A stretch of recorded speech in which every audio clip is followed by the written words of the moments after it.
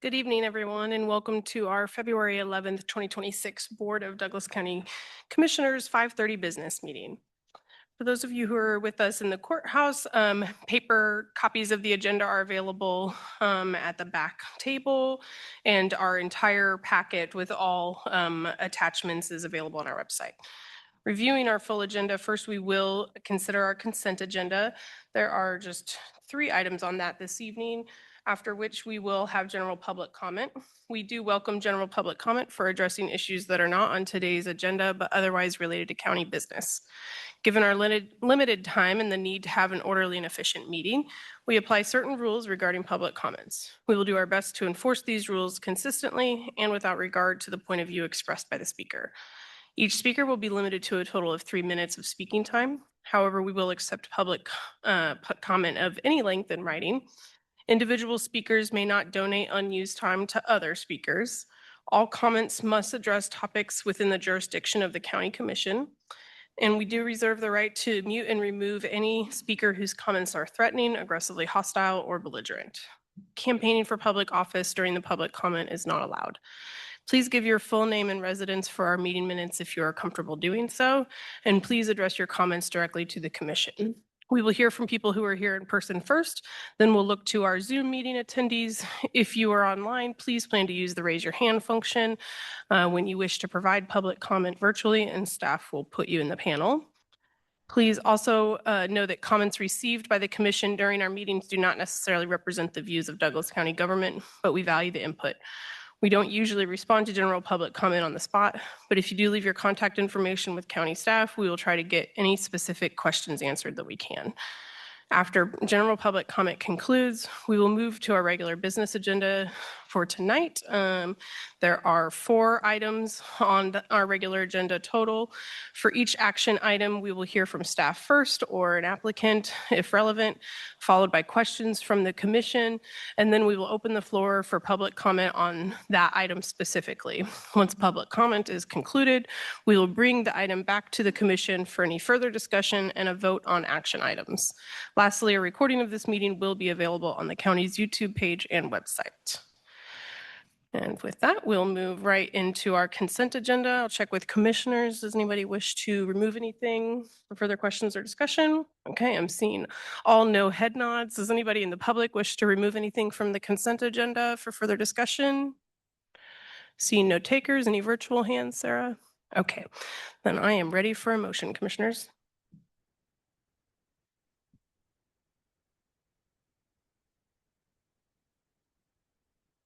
Motion to approve the consent agenda, items 1, 2, and 3. Second. Moved and seconded. All those in favor, say aye. Aye. Aye. Passes unanimously. Thank you. And with that, we'll move right into general public comment. If you are here to provide general public comment on items not on today's agenda, please come forward. Make sure to press the button on the microphone so the light is green and you may begin your public comment.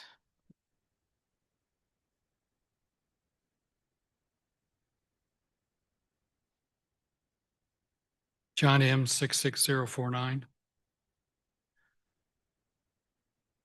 Last week, I asked for an understanding of the catastrophes that the county is protecting itself from by holding large unencumbered cash reserves these past several years. I appreciated the open testimony and point out that for the purpose of investment protection, this approach is a losing investment. The US dollar has lost approximately 20% since 2020. The dollar today only buys 80% of what it could buy back then. Meanwhile, the S&P 500 rose by 129%, including dividends, since 2020, which is 15% a year. Gold prices rose by approximately 93% since 2020. Without a doubt, the value of the dollar is falling. Dollars have ever lessening purchasing power. Large positions in unencumbered cash lose money. We see the cause of that in part due to the Chinese selling treasuries, which are dollar denominated, and substituting gold in their portfolio. We see the value of hard currencies, hard commodities, gold, silver, platinum, increasing in proportion to the fall in the value of dollar. We see the federal administration's intent to lower interest rates, which also makes the value of dollar investments rates of return, such as CDs, short-term treasuries, fall. As dollars fall in value, dollars become a less attractive investment for foreign currencies. As these economic events unwind, the purchasing power of cash holding is weakened. By holding large sums of cash taken through property taxes, the county is forcing citizens to endure weakened public and private savings account values. This hurts retirees and middle-income citizens because their purchasing power is diminished. If the excess dollars were held in the county, overage accounts were returned, or if property taxes were cut in proportion to the excess overage, then citizens could choose to invest their cash in vehicles that give a higher return, such as stocks and precious metals. This will protect citizens in part against the harm of a weakened currency. Thank you. Thank you, John. Is there anybody else who has general public comment?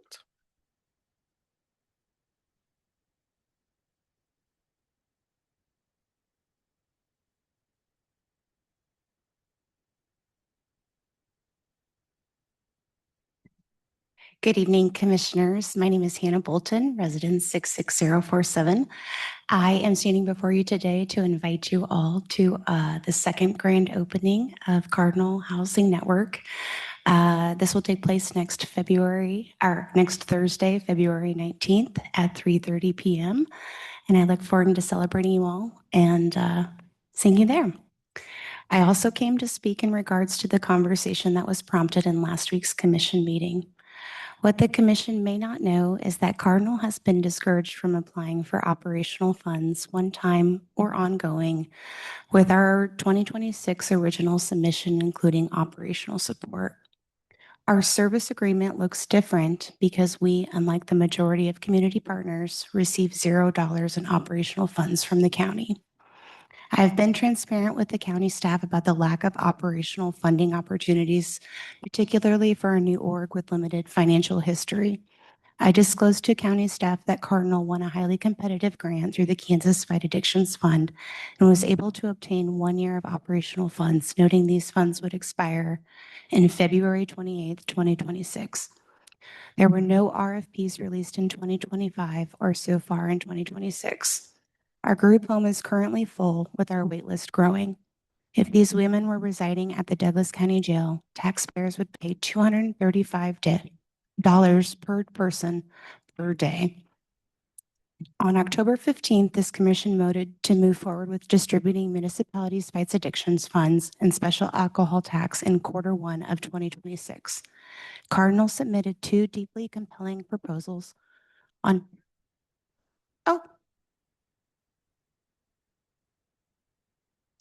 Cardinal submitted two deeply compelling proposals on December 15th that meet multiple county initiatives and advance equity in housing for women. Proposals that would allow us to continue this difficult work we are doing with bare bones staff. Our total grant request of non-taxpayer MFA funds would cost the county less than 100 days of incarceration for 10 women. I stand before you asking for an update on the MFA funds and their anticipated distribution date. I urge the commission to leverage these non-taxpayer dollars that are in fact owed to communities most hard hit by the opioid crisis, to support organizations doing the grassroots work of supporting our most vulnerable populations during the first quarter of 2026. Thank you. Thank you, Hannah. Anybody else? Go ahead.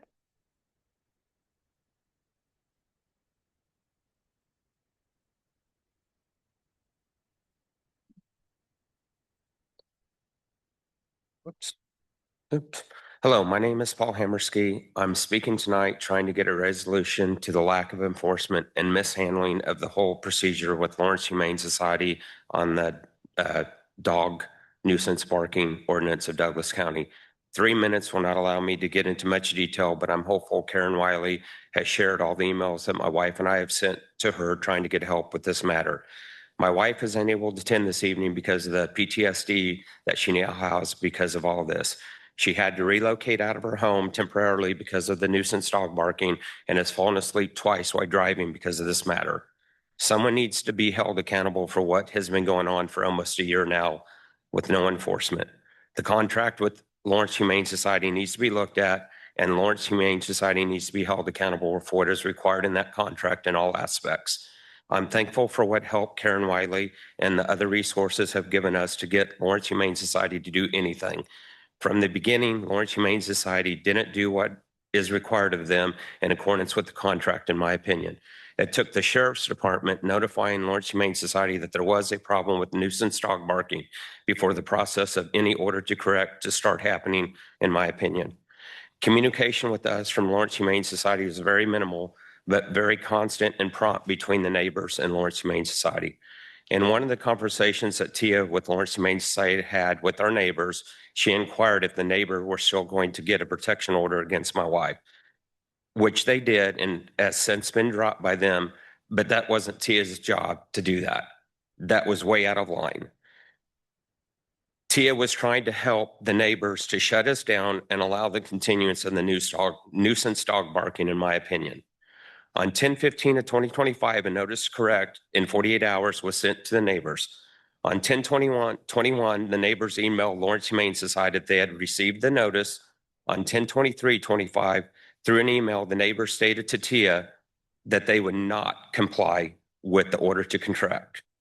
Nothing has been done since either. 11/16/2025, my wife reached out to Karen Wiley. On 11/17/2025, Tia requested to come to our home. During that visit, my wife and I felt like Tia was still trying to come up with an excuse to help the neighbors not to comply with the order to correct. She also stated at that time that the matter was being handed over to the DA's office to see what the next step would be. On 1/7/2026, I called the DA's office and they had no records of the matter being sent to them from Lawrence Humane Society as of that date. On 1/8, I called Douglas County Sheriff's Office. On 2/9/2025, I called the DA again, and they told me that they received the information from Lawrence Humane Society on 1/8/2026. It's funny that the DA didn't receive the information until 1/8/2026 after some phone calls were made again.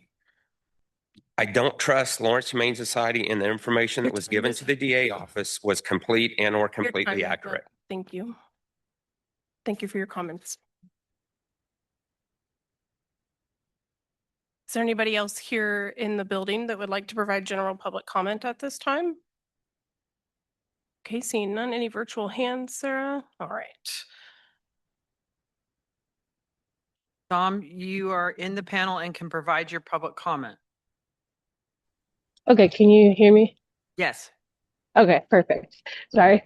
My name is Dominique. Just commenting to provide some information. The developer for the new Boston Crossing has submitted a new floodplain permit for the city of Lawrence. And even though I know this is not in the jurisdiction of the county, and I'm not asking the county to do anything about this at this time, I am raising this issue because the county is also doing several floodplain studies. One is the GAEO study, which is still in draft right now. But it is the study that is covering the Wakarusa from Clinton to Eudora. And what it does is it's looking similar to the Washington study, the effectiveness of conservation as a way to stop flooding, and then also looks into controlled events from Clinton. So like when we have the Washington flood or the Washington Creek flood in 2019, we had a controlled flow from Clinton. They were releasing water in addition to a 500-year flood event. So the GAE study is doing that, and it should be presenting here shortly, at the end of spring, summer is what I was told. And then similarly, the state of Kansas is updating their floodplain mapping as well in the Wakarusa region. Same timeline, late spring, early summer is when they want to present this.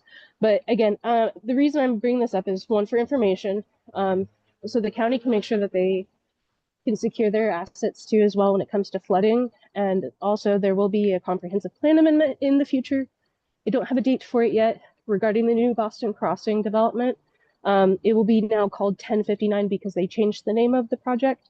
But I just wanted to give some information, some updates on that, because I think it's pertinent as we are having probably the warmest February I've ever seen so far in my life. And we're seeing very odd changes in our weather and the realities of climate change happening. I think it is important for the commissioners to, which I don't think that you are right now, but to support and to inform people and to provide an outlet for people to talk about these things that are very relevant, even though government is slow. And I don't doubt that. And science is slow too as well. If there is a possibility that maybe any of the commissioners get the data that could be published publicly, I look forward to it. If not, I will see you guys again shortly. But that's all I wanted to talk about is there's new information coming out, and just kind of keep the new Boston Crossing on the radar, and just general information about what the county is doing. I support the way that the county is spending that money. So thank you. Thank you, Dominique. Anybody else, Sarah? That's it. Okay, we'll go ahead and close general public comment. Thank you, everybody who provided us with those comments, and we will move on to our regular agenda, starting with item 3.1, which is a planning item. And Sean, I'm- Sarah? Yeah, I'm moving Drew Okay, Bealby into the panel. He's the planner for this item. All right. Good evening, commissioners. Can everybody hear me okay?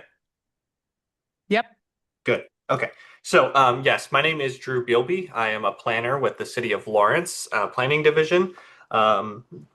This, as mentioned, this is a conditional use permit located at 1805 East 200 Road. This is for an equipment storage use. I will quickly give some background on this this property. I don't have any PowerPoint slides. It's just some notes for you. This was originally established with a conditional use permit in 2023. The applicant is now seeking to relocate and adjust the use area on the site. No new uses are being proposed with this conditional use permit. So as staff, we have 8 criteria that we look at for approving conditional use permits. So I'll quickly run through those and how this project aligns with those. So the first criteria is the compliance with code provisions. On this project, all previous conditions that were on the 2023 conditional use permit are being carried forward with this project. There are no new conditions as those were deemed to be sufficient. Those conditions include tree protection, no wholesale sales going on, no hazardous material storage, and dust control by the applicant. The second criteria is the compatibility with nearby zonings and uses. So there is no intensification on this site. Rather, it's just moving the use from one place to another. So staff has decided that there is probably no conflict with the nearby zonings and uses. Number 3 is related to that. That's the character of the area. Around this area is AG1 and AG2 zonings, which have a variety of residential and agricultural uses. 4 is the suitability of the property. As mentioned, there is no intensification on this site. So essentially, as it was approved previously, staff has determined that they are good to continue with this new setup. Number 5 is the impacts on the natural environment. Staff has determined that there is no negative impacts on the natural environment as the grass cover for the site is actually increasing with the removal of some of this gravel that is on the site currently. So that could be a net positive impact. 6 is the impact on community facilities. This is for Douglas County facilities as well as township facilities. Staff has determined there are no expected impacts as the dust prevention that was previously installed is still being carried forward, and that is through the applicant. 7 is the conformance with the comprehensive plan. So the comprehensive plan doesn't directly address conditional use permits. It more just ties into, is it compatible with the land uses? And I did touch on that. I will note that this is not in any of the comprehensive plan's growth tiers. It's far outside of the city limits and the urban growth areas. And finally, any limitations on the use. So as per usual with a conditional use permit, staff is proposing a 10-year limit on the conditional use permit with a 5-year review being done by the Douglas County Zoning and Codes Office. So finally is the staff recommendation. Staff is recommending approval of this conditional use permit, subject to the conditions in the staff report. And I will note, this item previously went to the Planning Commission, and that was recommended approval to the Board of County Commissions with a vote of 7-1. So that's all that I have on staff side. I'm not sure if the applicant is present. They said that they may or may not be able to attend, but I will be here for any questions if you have any. Thank you. Amateur move. Great. Thank you, Drew, for that presentation. I saw some affirmative head nods that we do have the applicant here. Would y'all like to come forward? This is an opportunity for you to provide any additional comments that you wish for the commission to hear following the staff presentation. If you'd like to. Yeah, you don't have to. It's your choice, but now's your opportunity. I do want to remind commissioners, you need to disclose ex parte communication. Yes. I have that on my, no, I was going to get to it later, but now. Okay, since Sarah prompted us, so go ahead and take the opportunity for any commissioner to disclose ex parte communication related to this planning item. No communication, but I did drive out to the site on Sunday and look at it, and I'll comment on that later. Any other communications, commissioners? Okay, I don't have any to disclose. Thank you for the prompt. Go ahead. Hi, thank you. I'm Chris, and this is the other half of the company, Jared. So really what we want to do, our storage right now is very visible from the road. We have a shop right by the road, and we have trucks and things we park out there. We're looking to move these behind a tree line at the back of our property. It allows us to store a few more things and also make it not quite as visible as you drive down the road that there's a business there. So that's really kind of what we're looking at. If you drove out there Sunday, you probably saw a huge rock laydown yard. Sure you talk right into that microphone sorry. for the recording. Thank you. I was just gonna say, the property now is lined with, about 3 acres of it is lined with rock. That was a project that Evergy was doing when they were repurposing or rebuilding a transmission structure. That was a laydown yard. So part of this is obviously is we're removing 2/3 of that rock, and we're just keeping everything, or asking to keep everything that's right actually behind the house and behind trees, and turn the big main part you can see from the road back to grass and trees and whatnot. So Thank you both. We may have questions for you, but feel free to have a seat and we'll call you back up if. I had a question. Oh, go ahead. Sorry. Was the dust palliative on the yard itself or just the road in front of your property? the dust, you talking about the dust mitigation they had? That was just for the road between the house all the way to Highway 40. And most of that, I think, was with Evergy and the big trucks and stuff. So, but yeah. Well, by moving the storage area, you're going to cut down on dust also for the Yeah, neighbors. that the dust mitigation will still carry over. We call in and have it done. Yes. One more question for you. So in regards to the Evergy TBU that expired in September, so then is this a part of your conditional use permit, then not having them complete their portion of that because you're desiring to do something different? So their portion was actually to remove all the rock. So what we're asking to do is their portion was to remove all that rock and put it back to native. Since the laydown yard is back there already, we're just asking to keep a small portion of the stuff and then remove the rest of it like it was supposed to be. Yeah, so we're just trying to take advantage of a kind of an opportunity where something was already laid down and just transfer stuff to the back, a little more, less visibly, but still take out everything that was minus the stuff behind the house. Okay, so so my question is then you made the request for Evergy not to finish their portion of the TBU? Well, part of they are finishing like 75% of, it's not going to be all of the rock coming up like what was in the TBU. Okay. So Evergy is going to take care of whatever percentage we're keeping.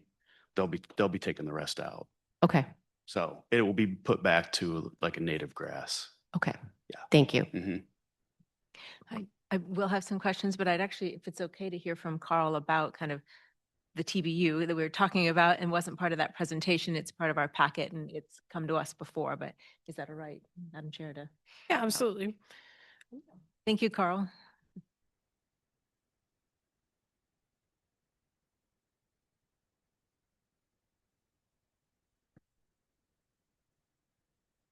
Know that I have a specific question, but just kind of talk to us about, there was a CUP in 2023. There was also a temporary business use for the Evergy laydown yard in 2023. How that came about, if that's been closed out, if they've met all the conditions and you're satisfied.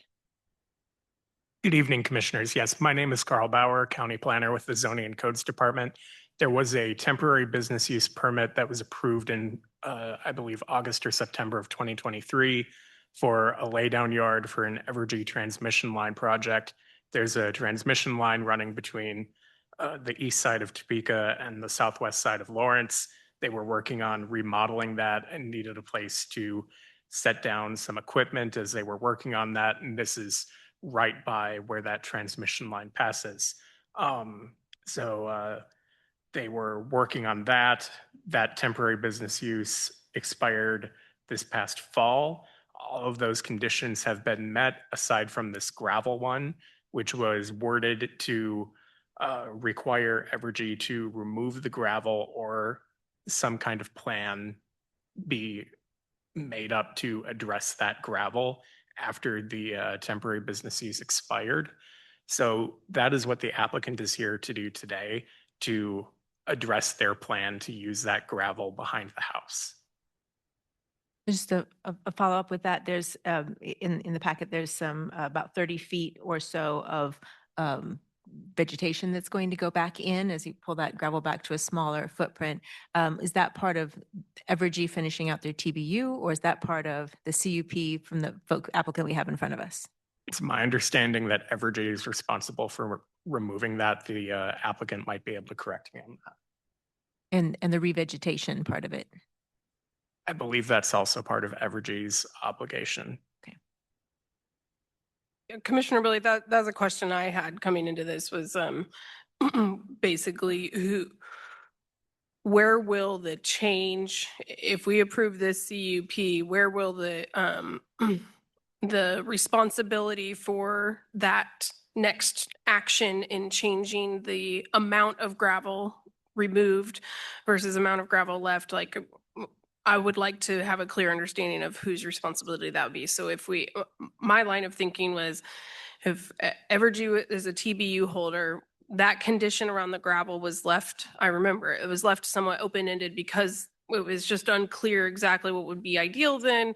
And so now the totality of the circumstances present this as an option and it seems agreeable to the parties, but whose job is it going to be to remove the gravel and reseed? Is that, in my mind, is that we've come up with a concrete's a weird word to use. We've come up with a specific plan to resolve that condition. So my mind says that it's Evergy's responsibility to complete that condition. But I want to be, it matters to me that we are certain about that here so that that responsibility does, I don't think that it should fall on the applicant that is requesting to basically use this space accordingly because it is an incomplete condition of the TBU as I would see it until that's determined. So order of operation to me, and commissioners, I'm interested in other perspectives, is that if we were to approve this tonight, that that then basically an update or further staff direction to Evergy about the how to close out that TBU with satisfying that final condition is something that I hope for staff to have clarity of, and I'm open to other interpretations or suggestions from commissioners about that. I would agree. Those are the same questions that I had for staff moving into tonight was whose responsibility is it to close out the TBU? Because I was also left with the understanding that Evergy should have closed it out by September of 2025, especially if we're building in the closeout procedures into this particular CUP. Carl, can you remind everyone. When did this application, or Drew, do you remember for the CUP that's in front of the commission tonight, when was that applied for? I believe a representative of Evergy reached out to me sometime last fall to address this shortly before it expired. So this was addressed prior to the expiration to ensure that they were in compliance. So part of the language that Carl alluded to with the TBU that was approved by the Board of County Commissioners gave a little bit of wiggle room to allow for some future modifications to the CUP. That was part of the conversation with the CUP when it was first approved as well. So I think there's some continuity. So I don't know if necessarily they're out of compliance yet. If this isn't approved and the site modification for the CUP isn't approved, that's a different. But as far as I think what we've heard from the applicant, or at least the affirmative head nods, is that Evergy is planning to peel back some of the aggregate that was placed there, restore the area with vegetation in lieu of a complete removal of all of the aggregate that was placed as part of the TBU, and then the restoration of that site. So this is somewhat of I suppose a good way to look at it was there was an opportunity for the CUP to adapt because of the TBU and Evergy's work to do there, and obviously the property owners benefiting a little bit from that. I guess the part that I'm kind of trying to dig into, similar to other commissioners here, is removing the gravel.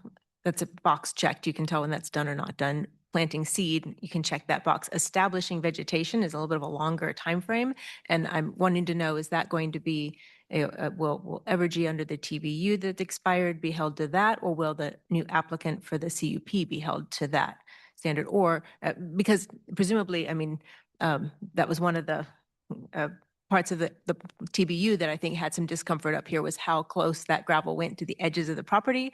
And the idea is that, we shouldn't, it's a drainage issue. So pulling that back and planting vegetation is a win. And I'm glad to see it on here. And I should have said 30 feet on the north, 30 feet on the west, and then an acre or more to the south there. So lots of good buffer if it plants well and it gets established. So how do we find out who will be kind of left holding the bag for that, and how do we monitor it?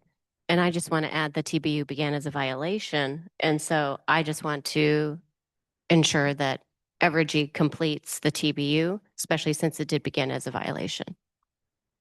You're correct that it did begin as a violation. That gravel and the trees on the site were cut down prior to that coming before the commission for consideration. It's in the zoning code that equipment storage uses must meet the setback for the zoning district. That's why you see that 30-foot buffer there. At the end of the day, violations fall on the property owner. So while Evergy has responsibility to close out the TBU to ensure that the property is in compliance, at the end of the day, the overarching responsibility falls upon the property owner. That's a good context, and I appreciate that.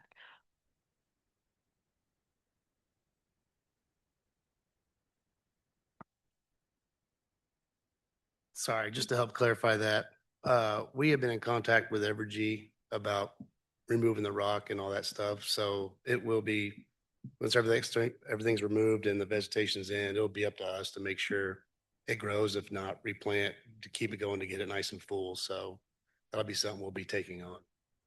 And we keep in contact with them to make sure that they don't do anything to be in violation. Might look at Drew also in this process, and the applicant, and thank you for bringing that. Is it appropriate to put a condition on the CUP that vegetation be maintained even in a way that's managing runoff, et cetera? I would say yes. That's completely within your purview is to instill a condition on landscaping or vegetation, however you would like to word that.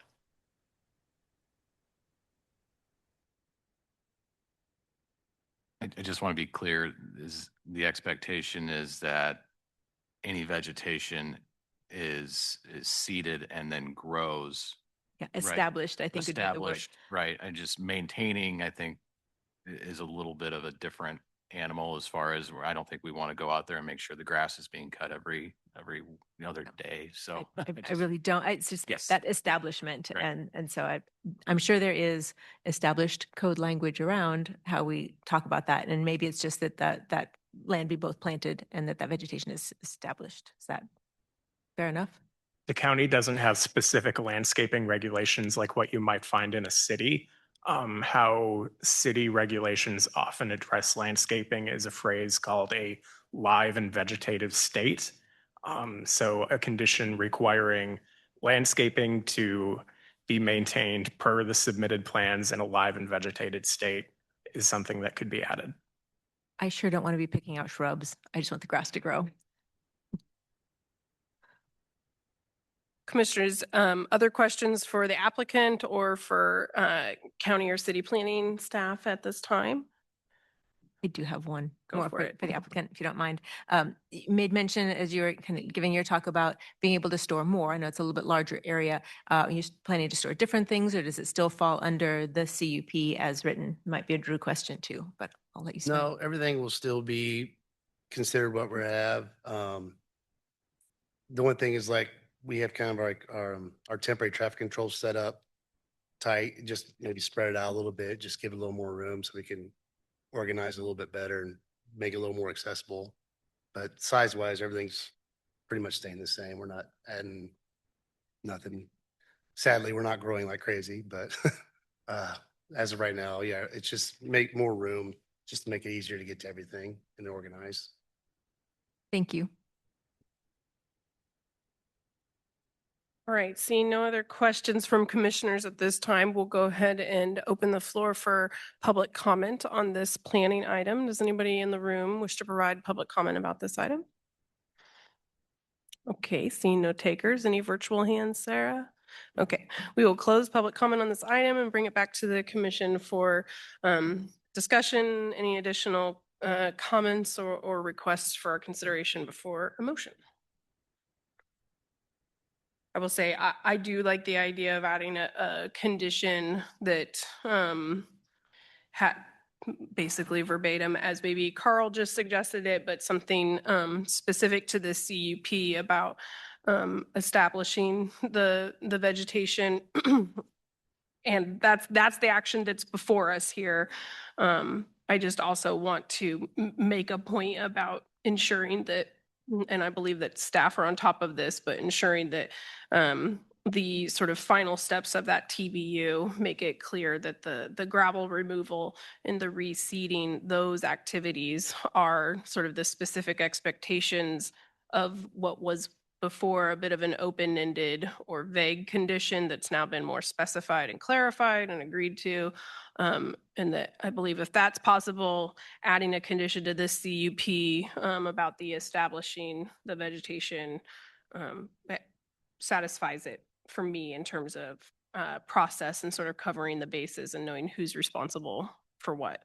Otherwise, I think that this is it's a net positive. And to the point that you made earlier, Sean, I don't believe that anything about this is indicative that Evergy is out of compliance or not following or completing their TBU, but rather indicative of how, we anticipated being sort of here at this time when that TBU would expire, and needing to revisit the conversation about it. And so I appreciate the solution that was presented and staff taking the time to figure out what that process could and would look like with both the property owners and the applicant for the CUP and Evergy as they're resolving that. So it seems like a creative solution and overall a net positive to me.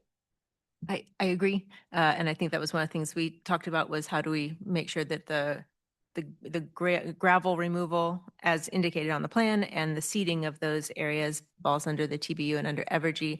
I just don't know how to make that a condition on their CUP. So I guess the question is maybe it's a Carl question. Does the TBU, do you feel like that is tight enough that it will cover what's needed so that there won't be a burden on the applicant beyond maintaining the vegetation once it's been seeded by Evergy?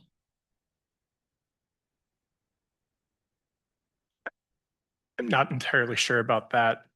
With the TBU, there was a condition that all of the conditions of the CUP be maintained, and I believe on the original CUP, and Drew may be able to answer on the renewed CUP before you, there might be a condition that the conditions of the TBU be maintained. Drew, are you familiar with that? So the conditions for this do not address any of the TBU. It's mostly just what was originally instated with that first CUP. I guess the question is the applicant comfortable with what they're anticipating getting out of Evergy, that if we move forward with the vegetation?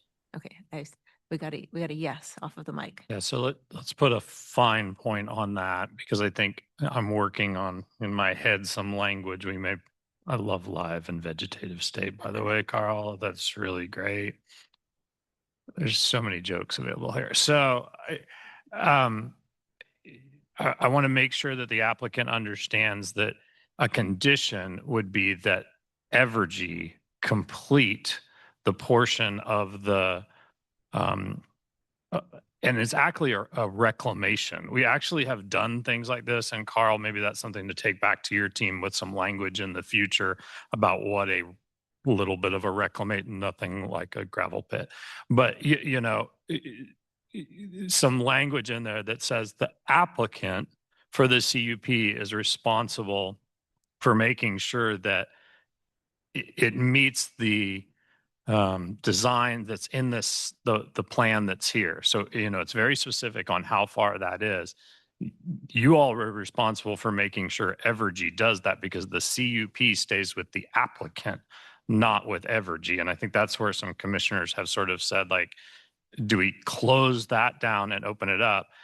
I'm actually really kind of think this is a great way of the applicant working with those who had the TBU and say, hang on, before you rip out all that, because we could have just ripped out all the gravel and then come back and put it all back in. So this seems like a good thing. But if we put a condition in there that says the applicant is responsible for making sure that all gravel is removed and that vegetation is in a live and vegetative state, I just have to put that in there, that you are okay with us saying that because that's you working with Evergy. We're done. And we're seeing affirmative head nods. Commissioners, is that sort of lining up with what our intention is? Carl, I want to check with you. Drew, I want to check with you to make sure we're getting there. Okay. Awesome. Thank you for having a business in Douglas County. I'm sorry it's not growing. Another great opportunity for a joke, but I'm going to pass on it. Let you all make your own and make a motion if everybody's ready. Okay. I move to approve a conditional use permit UP 250009 for equipment storage use located at 1805 East 200 Road based on the finding presented in the staff report and subject to the conditions listed in the staff report with the addition of a condition that the applicant is responsible for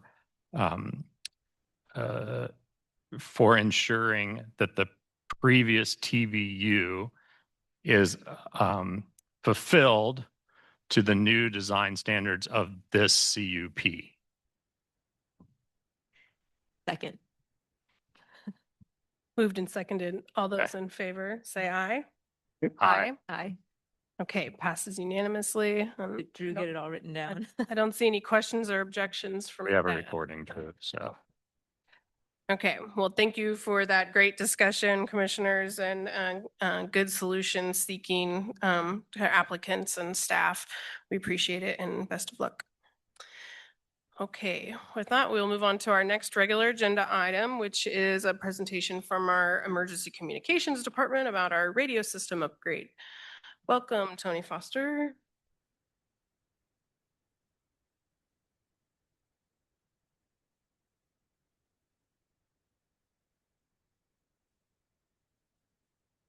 The green button. Good evening, Commissioners. It's my pleasure to be here tonight to talk about our radio system. And to seek authorization to proceed with the CIP project to upgrade our MCC 7500 to access radio consoles in our new facility in May. A little history about our radio system. It was procured and built in 2013, a 4-site P25 simulcast system that serves all government activities inside the county. A lot of us within the public safety spheres, we focus in on the police and the fire departments that use this system, but also all county and city governments use this system, from the townships to the road crews to MRT to a lot of different agencies that interface with this radio system. With that, in 2013, we developed this great system. Unfortunately, this is 2026. And those technologies are aging. We have done a good job. We're about halfway through the upgrades of this system. We've completed a network backbone project, and we've also done a microwave backhaul project with ARPA funds to be able to help slowly progress these upgrades throughout the years. We started to ask for funding to be able to do this project in 2024. Received 2024 and 2025 funding to be able to, at that time, we were going to upgrade to what they call the Command Central Hub. But Motorola found that system was not adequate enough and actually quit producing it and started to develop the access console. So we held back on proceeding at that point in time until this new technology was developed and put into place. And now we're here at a point where that system is now mainstream. And unfortunately, our MCC 7500 consoles that we currently have are end of life and will soon be end of support and facing cancellation, which means that trying to repair those or maintain those in the future will be quite difficult.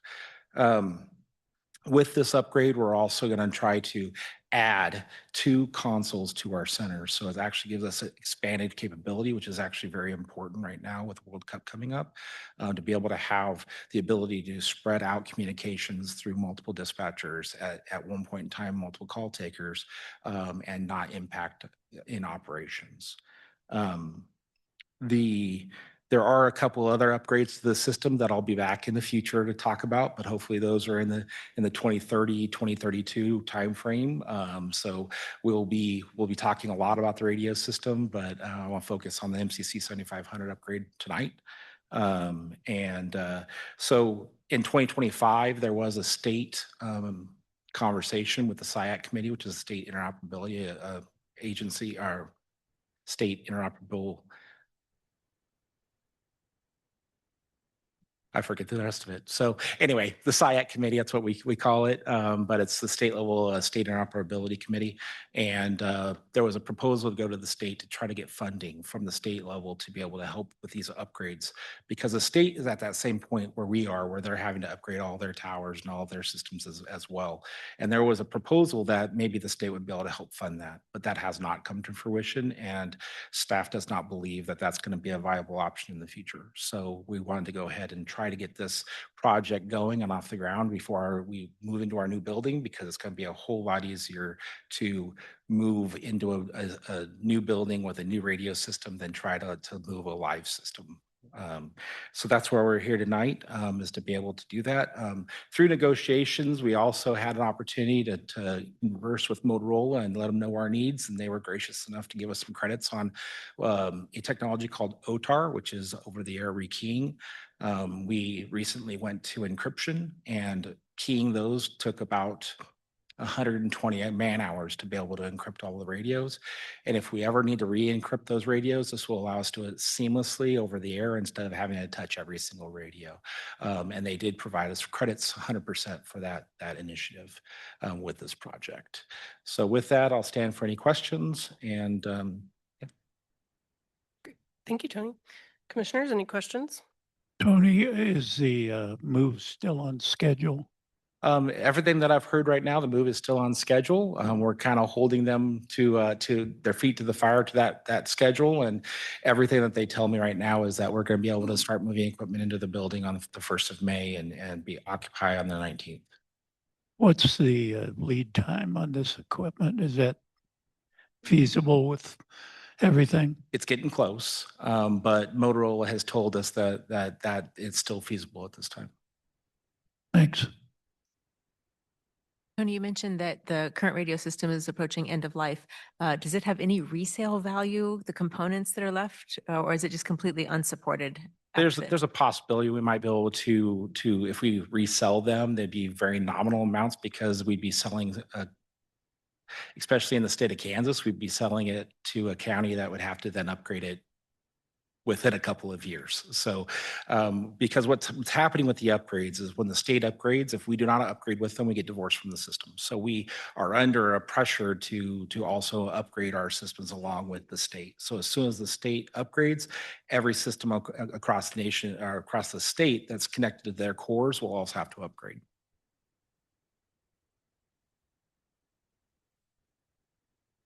Any other questions, commissioners? Just a question for Sarah.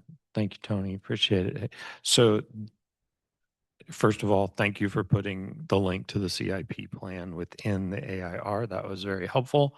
And in our approved CIP budget, it was for 750,000. This is for 1.3 million. Are there other adjustments we're making to the CIP budget, or is this within the funds that we have in there? The transfers you made a few weeks ago included additional funds to complete this project. Thank you.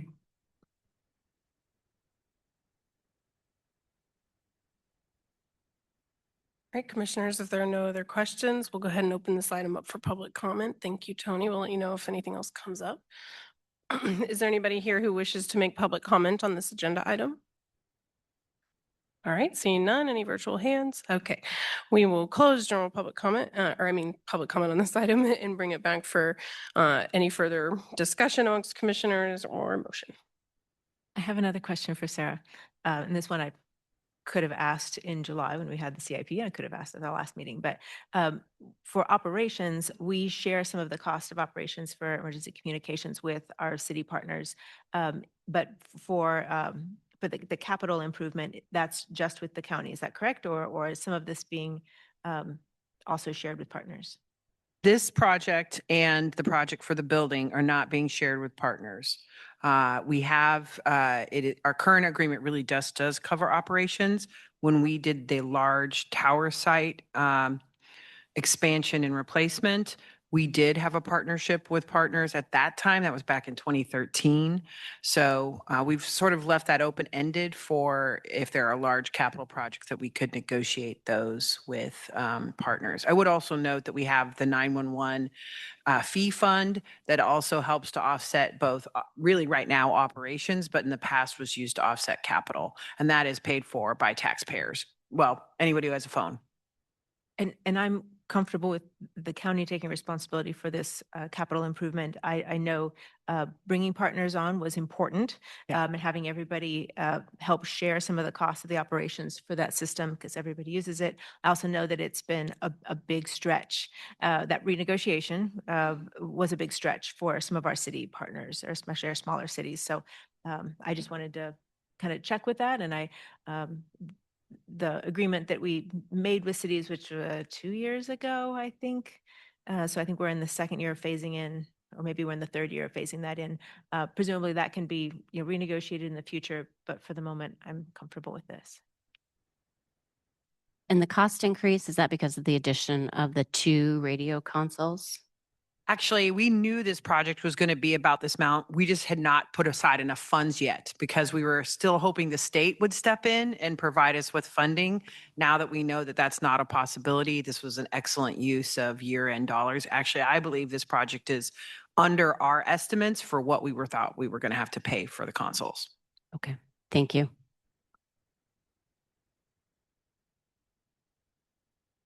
Happy to make a motion if commissioners are ready.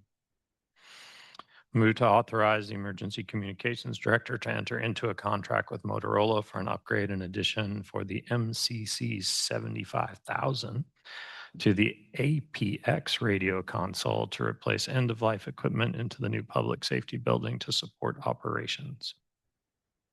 Second. Moved and seconded. All those in favor, say aye. Aye. Passes 5-0. Thank you. Thanks, Tony. With that, we will move on to item 3.3. And we've got a presentation about our Douglas County Employee Healthcare Plan. Commissioners, Michelle Spreer, our Director of Human Resources, is here, also with representatives from Willis Towers Watson to walk the commissioners through this item. Good evening, Commissioners. Let me get I got just a couple of slides here. Let me get them pulled up and shared. All right, someone's going to have to tell me how to share here. Yep, I see it. Oh, the up button right there. Yeah. Yep. Okay. Going between Zoom and Teams. Yeah. Okay. So I've got stuff on the slide. This is Connor Clune. He's from Willis Towers Watson. He's our benefits broker. I believe the city's sorry, I'm still saying city after I know. We've been with Willis Towers Watson for many years. They've been a great partner all along. So I brought Connor along to help answer some questions. It's been a very long time since the county has done an RFP or made any kind of change as far as the network for their employee healthcare plan. So this is a new thing for a lot of us. So I'll go in just a couple of things just on the timing. The AIR is really full of information. So we've all read that and reviewed it. So I won't go through that in detail, just highlighting some things. In late 2025, Willis did an RFP, request for proposal, for medical and dental. We did not go to market for our prescription plan because we still have a contract with MedImpact for our prescription plan that will take us through 5/31 of 27. So we chose to hold off on that piece and just do the medical and the dental at this time. Dental came back, not surprising. I didn't put a lot of information in here on that. Delta Dental is kind of the gold standard of dental plans. It's not a high cost item in our overall budget for our healthcare plan. We would like to stay with Delta Dental. We have some renewal information from them. They've guaranteed some rates for us, for the next few years, and they're just extremely competitive. So most of the focus here is going to be on this medical plan. We got the 5 responses back from the vendors. Vendors were asked to comment on fixed cost, so the administrative cost that goes along with this for access to their network, processing our claims, their customer service, all those administrative services. We wanted to know what their expected network discounts were, and to kind of hone that in a little bit. We had them repriced claims from last plan year. UHC, United Healthcare, came back with the most competitive quote.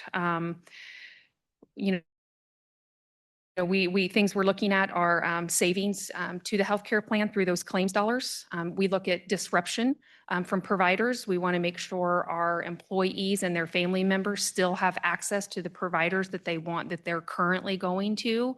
I don't think if their disruption is extreme, I'm not sure I would ever recommend a change. It's just that's not worth it. We don't want people withholding care and not getting the care that they need. So very little disruption. UHC, they've got a broad network of healthcare mental health providers, which I know has been a struggle, at least locally, I think across the country.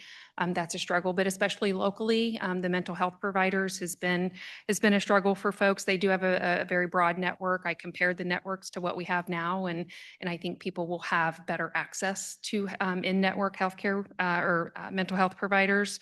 We also looked at flexibility of being able to carve out things like our pharmacy benefit manager and our stop loss to have the flexibility to be able to choose vendors based on the best prices and service for us. That's very important. So with that, again, I'm not going to go through the entire the AIR, but just a couple of things I want to bring up here. I know Commissioner Anderson had some questions about our timing and kind of how, how all this plays out. This is a newer slide. I just threw this in here, so it's new in the packet. But this goes through the timing of things and what needs to happen in order, to get to our open enrollment, basically. So, your provider network, that is the core driver of your cost. So, different networks have different negotiated rates with providers. The service is, the cost is very different from one provider to the next, depending on that contract that they have. In order to do claims projections, we have to know what network we're with. Same thing with stop loss. To get stop loss quotes, and you can jump in if I'm wrong or I miss something at any point, Connor. To get stop loss quotes, our stop loss carrier, we're with Optum right now. They want to know what network we're with also. They need to see what kind of discounts they're looking at. The way we design our plan as a self-funded plan, it will depend on the network that we choose. If we're choosing a network where we're going to be spending more, do we design our plan with higher deductibles and higher out-of-pocket cost, higher copays? All of that matters as well. So your contribution rates are set once you have all of that information. So like I said, that provider network that's the base of really everything that you want to start with, and then you build up from there. Just a little bit of information about United Healthcare. The county's been with Cigna for a couple of decades. United Healthcare, it's one of the largest organizations, healthcare organizations in the United States. They do have an office in Overland Park, so we do have local contact. A huge network of hospitals and physicians. I did a little research on their, on their giving back, if you will, to Kansas communities. I was impressed with their investments in Kansas communities. They do have some other local clients in which I have talked to. I have reached out through my HR network of these providers that have United Healthcare. Everyone has stated they're pleased. Wyandotte County, I know, has been with UHC for 22 years. Their sentiments were they are a fantastic strategic partner. So the feedback was overwhelmingly good. If anyone was with United and had since moved away, it was cost related, not service related in any way. So I was glad to hear that kind of feedback. I already talked about network disruption, very, very, very little network disruption. One of the biggest things that we'll see are our employees and their family members, the way we're processing durable medical equipment benefits. Cigna is well known for outsourcing some of these benefits to third-party vendors and not doing it in-house. So you've got your durable medical equipment, things like physical therapy, chiropractic care, all outsourced through third-party networks, which makes it very confusing for our members. And in me, myself, I've used all of those services at one point, and it can be very confusing. United does that in-house, which is very attractive to us as plan administrators. It cuts down on Christy's phone calls and emails. So, and then just a little snapshot of the timeline. We're trying to back into that open enrollment date. You know, a change like this, it's really all about the communication plan, moving forward, communicate in little bits. It can be scary. But I've been through this a half a dozen times in my 22-year career. I've made changes like this with other employers for fully insured and self-funded plans. I'm comfortable in this space. I'm confident that we can do a good job of communicating and be there to support staff with the goal of starting open enrollment April 13th. So I think with that, I just kind of hit the highlights. Connor and I will answer any questions that you guys have. Oh, stop. You always have to remind. Thank you, Michelle. Commissioners, any questions? A couple questions. Isn't your time frame kind of tight? It's really not. I've made bigger changes in this amount of time. I think technology has allowed for file feeds. UHC already has our plan document, and it's a matter of them programming. Our biggest job will be the communication piece. But I have moved medical, dental, and prescription in a 90-day time frame, multiple times. So I'm comfortable with this timeline for sure. The other question I had is, where is the $400,000 of savings coming from? Okay, so that's coming from network discounts. So UHC took our last plan year claims, the actual claims, and they ran them through their network. And actually the savings came back around $1 million. So if this exact set of claims would have went through the UHC network last year, our savings would have been just over $1 million less that the plan would have paid in claims. So that means the doctor is accepting less totally if he's everybody, yes, everybody's, yeah. The doctor's accepting less. They have that contract and have agreed to their pricing. We used the 450,000 in this proposal just to be conservative.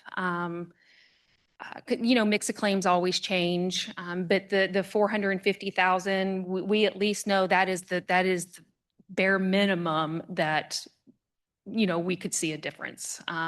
But if things come to fruition, we could be closer to $1 million less in claims dollars, next plan year. And this is how long of a deal?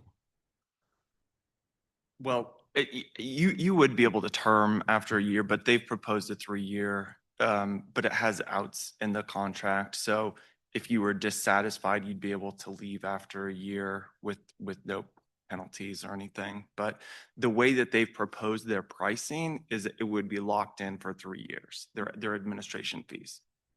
Thanks. Good question. How many different providers or scenarios did you look through for the RFPs? I believe that was in there, but I just want to. So we went to 5 carriers. So the incumbent, which is Luminaire, and then 3 other, in addition to United Healthcare, were responded to the RFP. So a total of 5. And it was a clear company that was ahead. I don't want to say winner.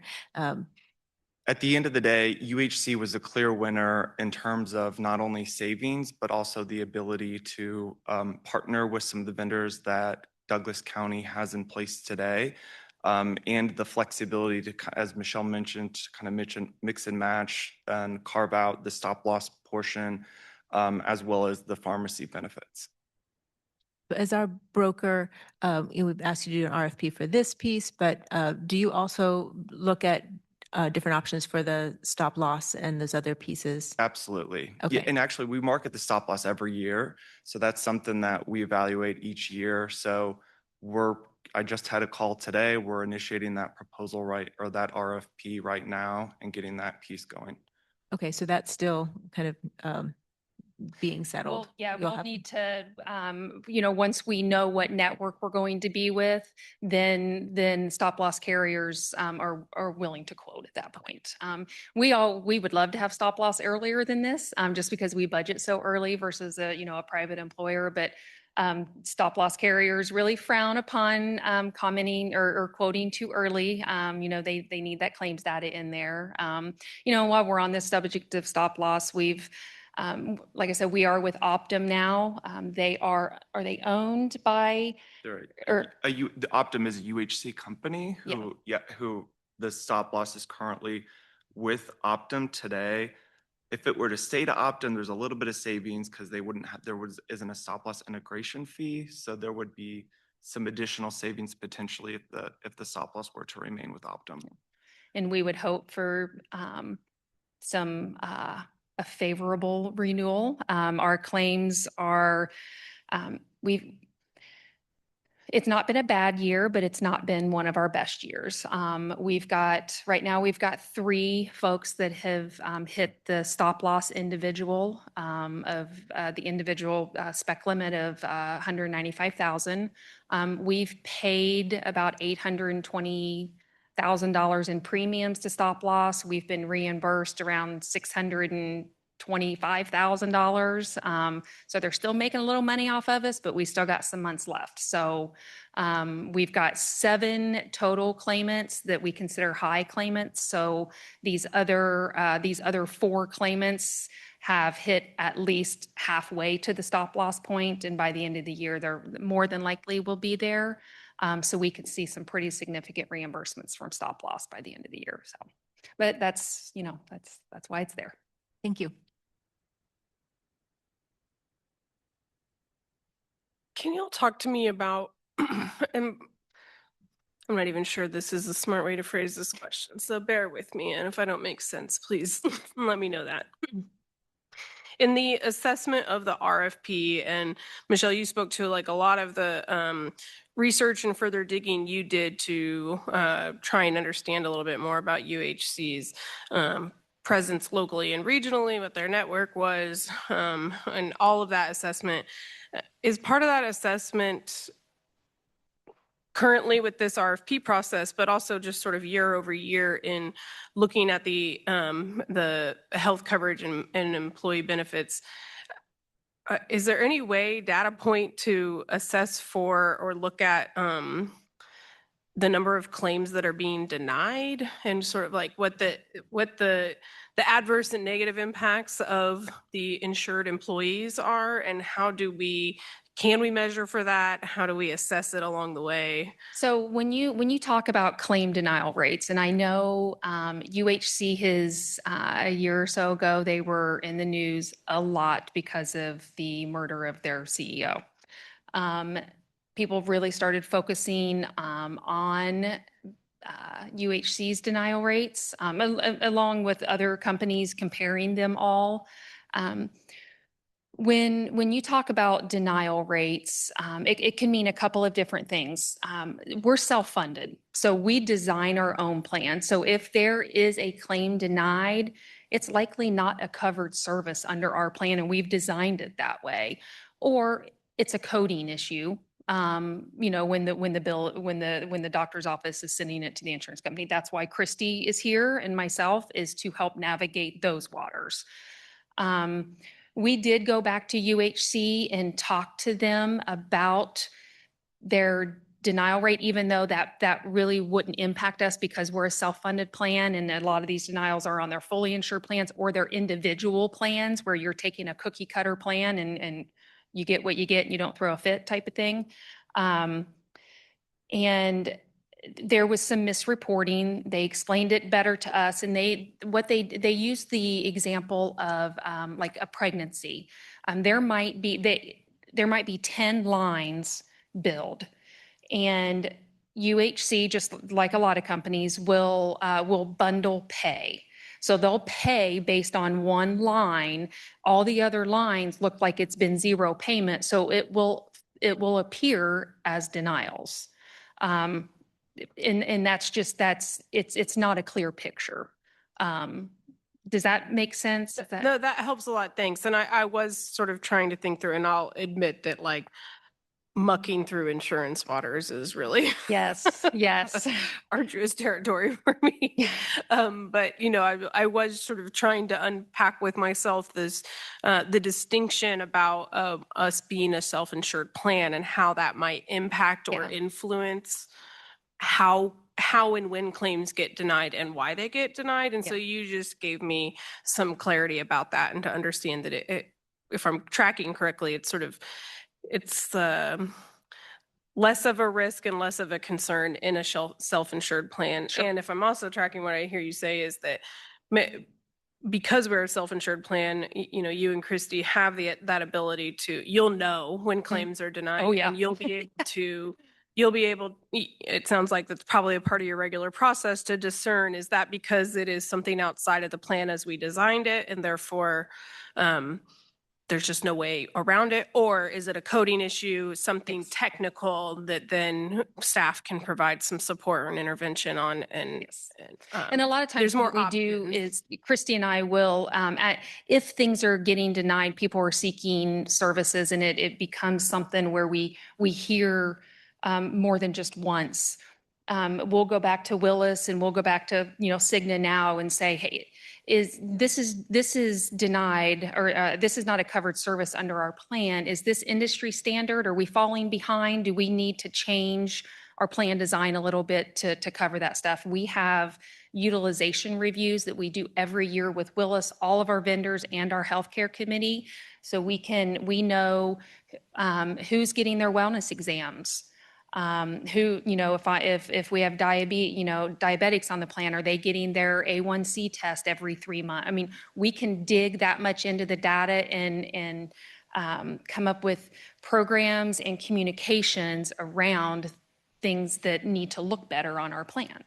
So we do, even though we're fully insured, it is our risk. So we want people getting those well visits, and we will remind them your well visit's covered at 100%, you know, things like that. So we pay attention. I was gonna note real quick too, and thank you. That data that she's referring to is all aggregated, so it's no one seeing names or anything. Just to be clear on that.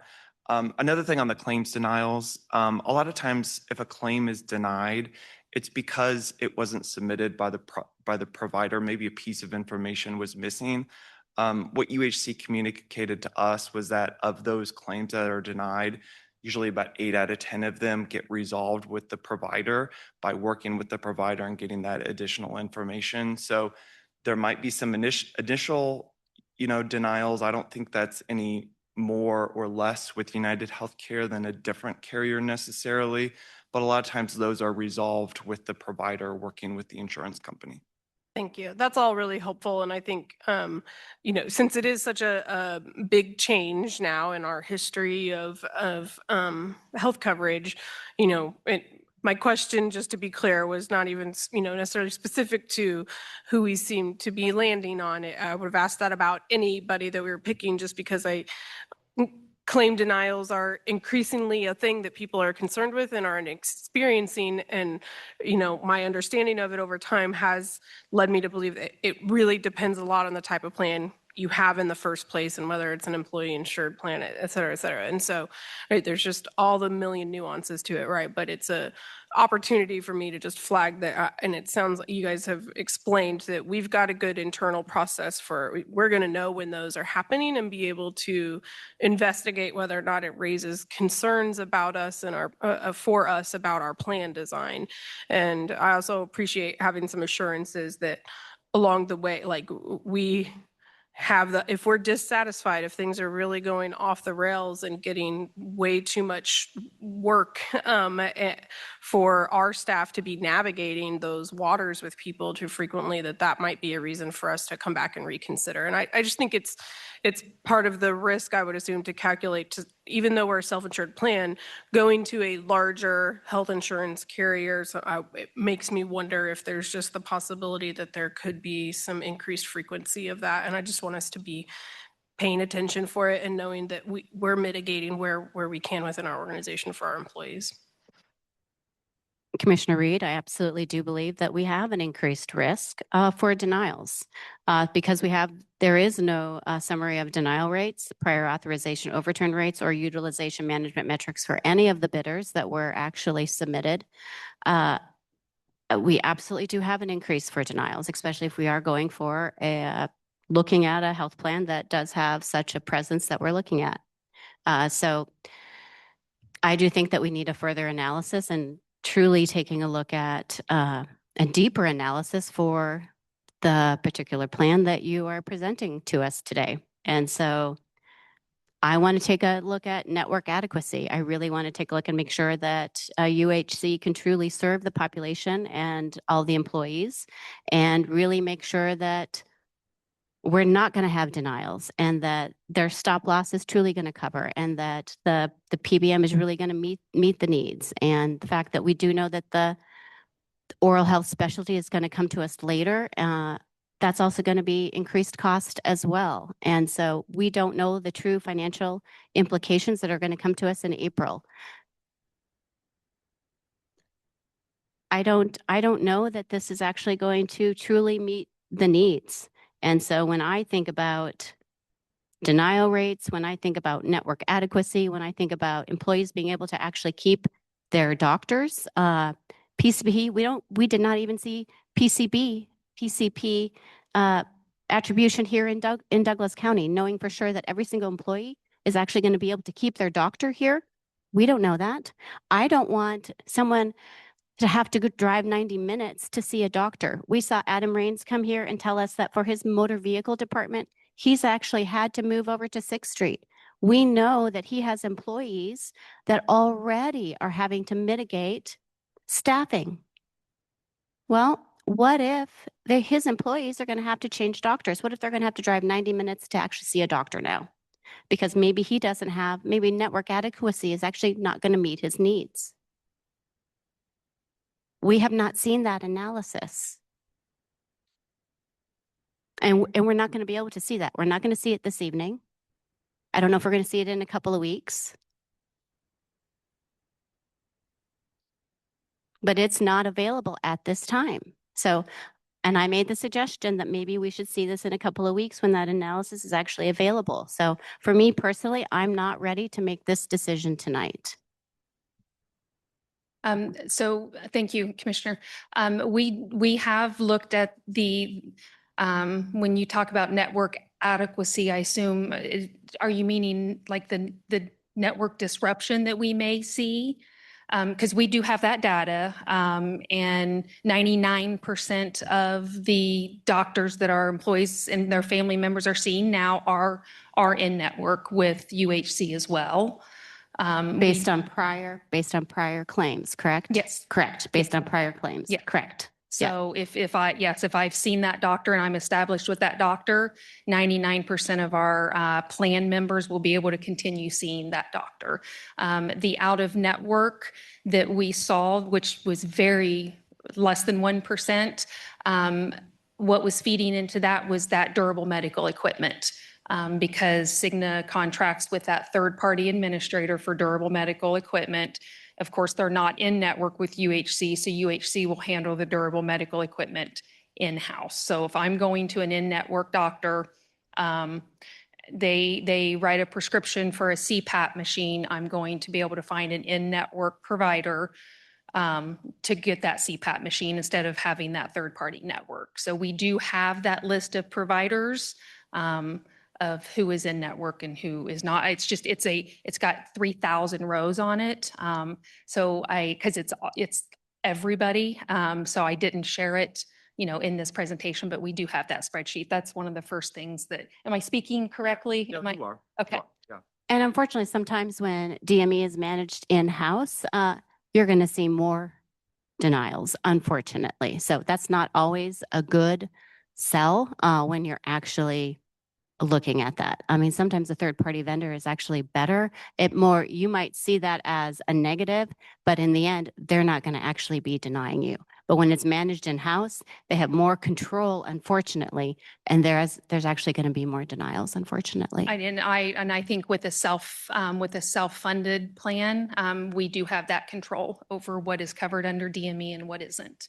And we have the ability if something processes incorrectly, we do have the ability to make exceptions. That is not something we practice because we need to be very careful with stop loss and making exceptions.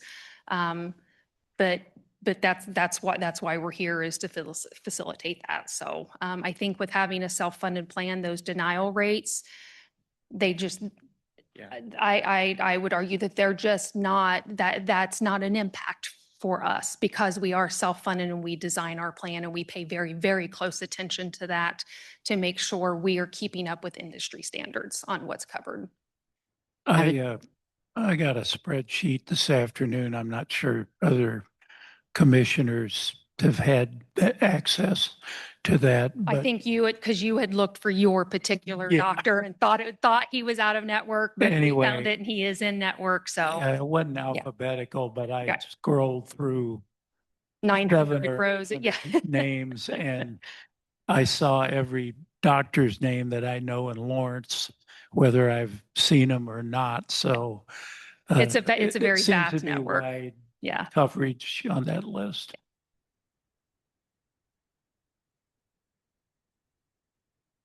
Another topic in there. Can you address mental health access under the current plan versus the proposed plan? So when I pulled to search for providers, you have to know what network. Just UHC, just like Cignas and the Aetnas of the world, there's a multitude of networks. So I pulled up the mental health providers based on our network with Cigna, and I know what network we've been quoted on with UHC. So I pulled up those. There were twice as many in-network mental health providers locally. Many more outside of the Lawrence area in Olathe and Overland Park, but just locally there were twice as many mental health providers that were showing as in-network. And I saw two or three that said not accepting new patients, so they're just full.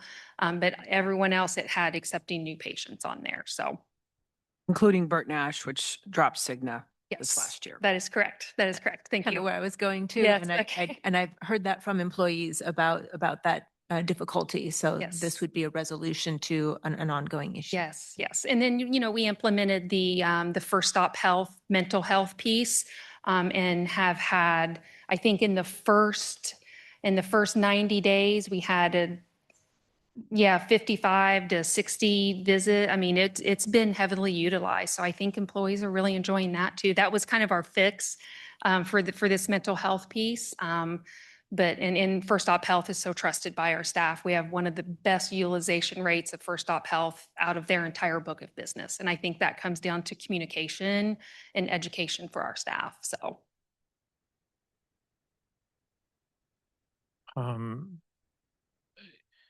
Can you describe to me what the purpose, what the role of our healthcare committee is, and how and if they've been involved in this recommendation at all? So the healthcare committee, I think we've always had, or there was always some involvement of employees from different departments. When I started here, I kind of formed a formal healthcare committee. Really, they serve as a conduit to their respective departments. I have shared all of this information with them before I had the agenda item done. They've been kept in the loop, but that, I think that's their main role, to answer your question. That their main role is that conduit, and they sit through they'll sit through the meetings that we have with Willis to talk about plan design and setting rates. They bring questions back to us from the departments. Once we have conversations, when we're all together, they take that information back and they share it at their staff meeting. Well, they're supposed to. I feel like they do. We get some reports back that, yes, I knew about that. And so that tells me that healthcare committee is really being that conduit. So I think that's what their role is. And we have someone from every department that sits on it. So, and if someone drops off or leaves, I recruit other people to come in. So is it your feeling that staff have been communicated that this change is being recommended? Yes. Okay. Yes. I shared with the healthcare committee before it was public on the agenda, and I just said this for right now, please just kind of keep this. But then once we know that my agenda item is approved, please start sharing out and let people know. Let people know, watch the meeting or watch the recording or come to the meeting or and I did get some questions coming back from people. One of them was the denial rates, like we talked about, which prompted us to, or Connor to go back to UHC and get a little bit more information, which I'm really glad those questions came up. But yeah, I haven't had any. I mean, and people don't have a problem letting you know if they're not happy with their healthcare. And so I feel like this committee feels empowered to share information.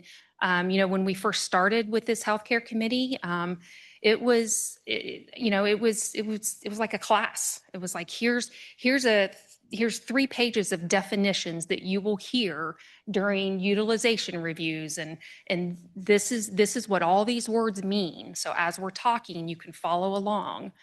They've been able to meet all the vendors that come on site. And so I feel like it's working. I would hope someone would tell me if it's not. So. Do you think that there will be an increased cost to employees? Well, so we've been able to hold the healthcare plan flat for 3 years now, which not very many people can say. That would always be my goal, is to hold things flat or have very tiny increases until we see claims projections based on this network, if approved, and stop loss quotes, which we will have in the next few weeks. Then we'll know where we need to set rates. If our claims projections, and they have an actuary on staff at Willis that they have software, things they use to project these claims. If it's looking like industry-wide, medical costs are going up 15%, but we've been under industry standard since I started here.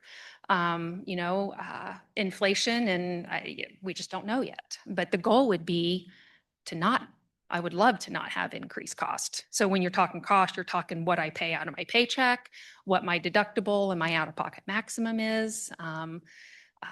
It would always be great to hold that flat. So.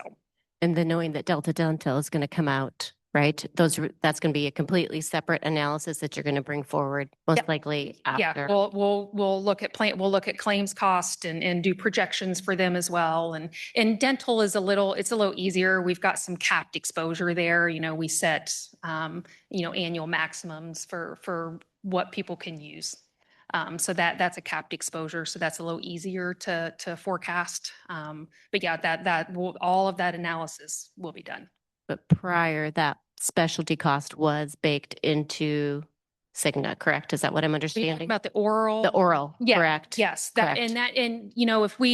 So the cost is just going to come out of the medical plan and into the dental plan. Yeah. It's probably a wash, or it might even cost us a little less.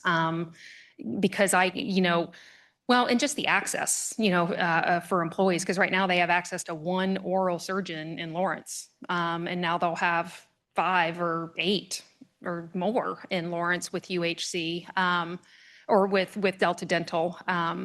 But Delta Dental has really great networks, really great network discounts with oral surgeons and dentists. So I'm looking for that to either be a wash or maybe a little less. I'm excited about that change. Even if we were not suggesting this, I think it'd probably be about time to move that oral surgeon, that benefit under the dental plan. There's just not enough. There's just not enough access for people. And some dentists, you go in for your oral surgery and they do the surgery, they send the claim, and they're like, oh, we're out of network. Because not everyone does that homework. And so that's very frustrating, for a plan user. So. I had just one more question. And you said it earlier, but I just want to make sure I heard it right. The contract term, if approved tonight, the contract term would be for 3 years. Is that the recommendation of United Healthcare?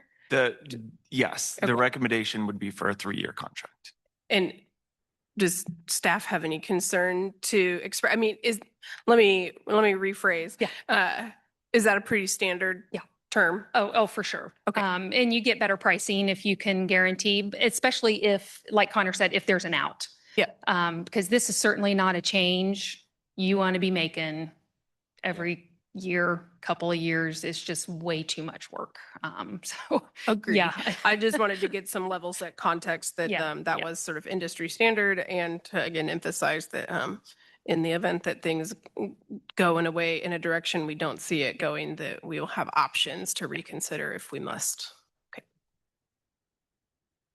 Other questions, commissioners? Well, I have just a comment. Okay. Depends on which side of the fence you're on, but we've heard complaints from Bert Nash that insurance companies have low reimbursement rates, and United Healthcare was one of the lowest, and Blue Cross Blue Shield of Kansas was one of the highest. Well, if you look at your data, Blue Cross Blue Shield came in highest, right? Right. For overall medical claims, yes, we would have spent more money with Blue Cross Blue Shield. So. And I'd say as commissioners, when we sit down to do our operating budget, you challenge me to live within our costs and our means and find savings where we can so that we can stay as low of a burden on taxpayers. So it is also the competing values of public service. But I want to say also, oral health was not pulled out of that. Is that correct? Didn't they have oral health providers in the Blue Cross Blue Shield bid? And for oral health, Yes. Well, Blue Cross repriced our claims, which included oral surgeries. Correct. Yeah. So that was in their bid. Yeah. So that would not have been pulled out. So it may have easily been a wash.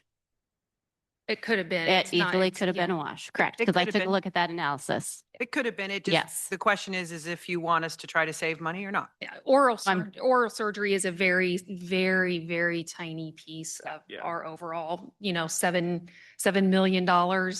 It's a very, very tiny piece. So. But you never know, year to year, you may have people that end up with oral surgeries. Never know. Some years you have a bunch of babies.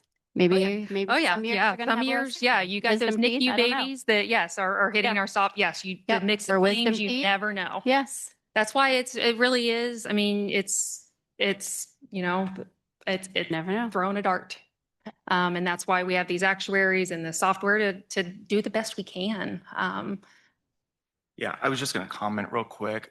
One of the things I would say, and you were talking about cost increases, we are in a higher trend environment right now, just across the board.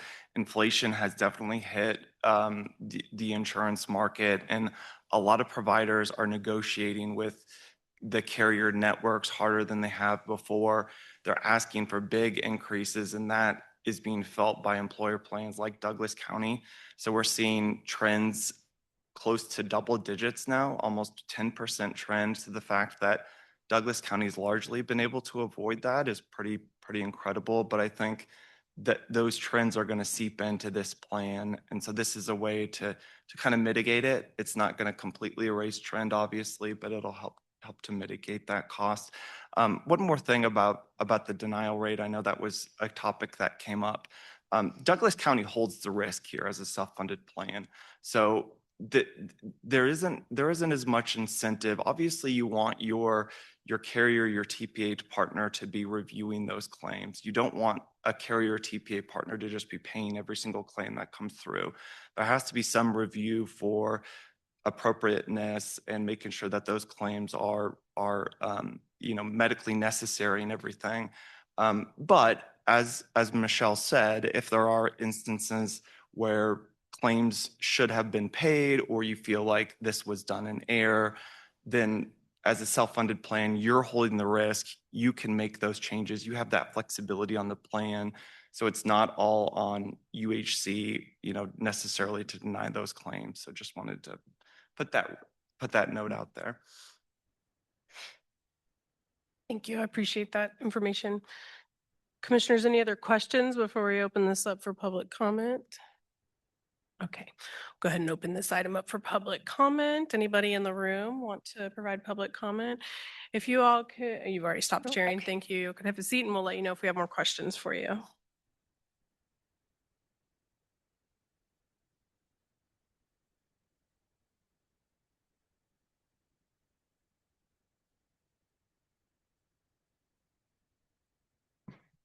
Hello, my name is Vanessa and I'm in 66044.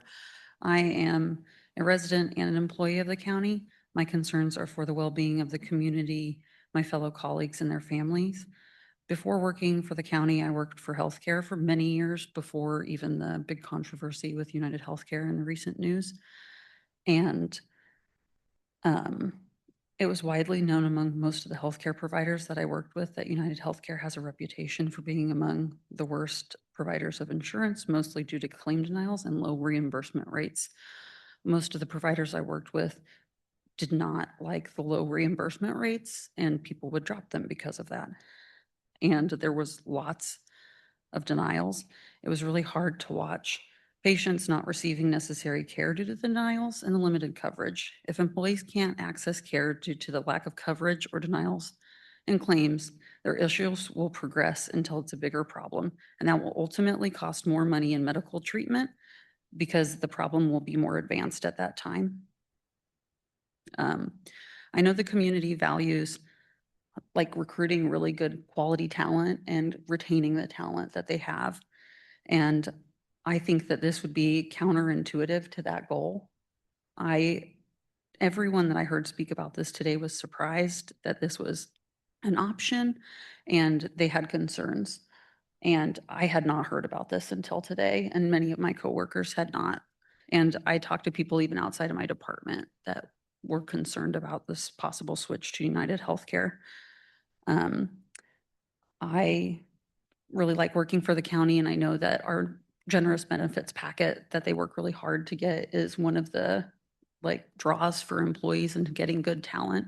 And this concerns me and my fellow colleagues. I have a friend who's a colleague that has had a lot of trouble with denials due to United Healthcare with previous employers, and their daughter has suffered because of that.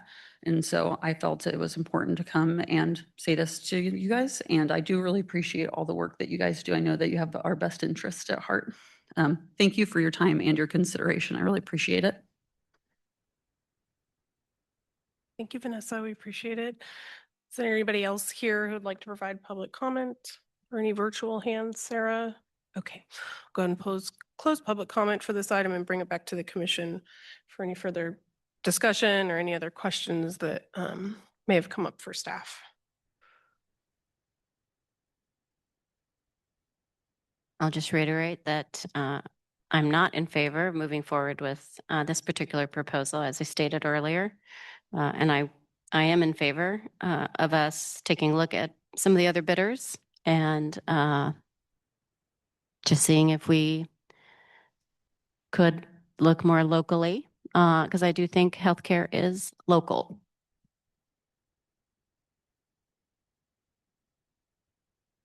Sarah, what's our policy when we do an RFP? Are we required to take the lowest bid? Or do we have flexibility? I mean, we do have policies on that, don't we? Well, this is managed by our broker. Okay. And we do have flexibility. You can pick whatever you want to pick here. It just depends on the costs. And then I will bring you the price tag when we get to budget. Thank you. And then my second question is how, by entering into a 3-year contract, how do we reconcile that with the decisions that would be made by future commissions? All contracts are bound by cash basis law. So, and we do have outs, so we can certainly change if we want to.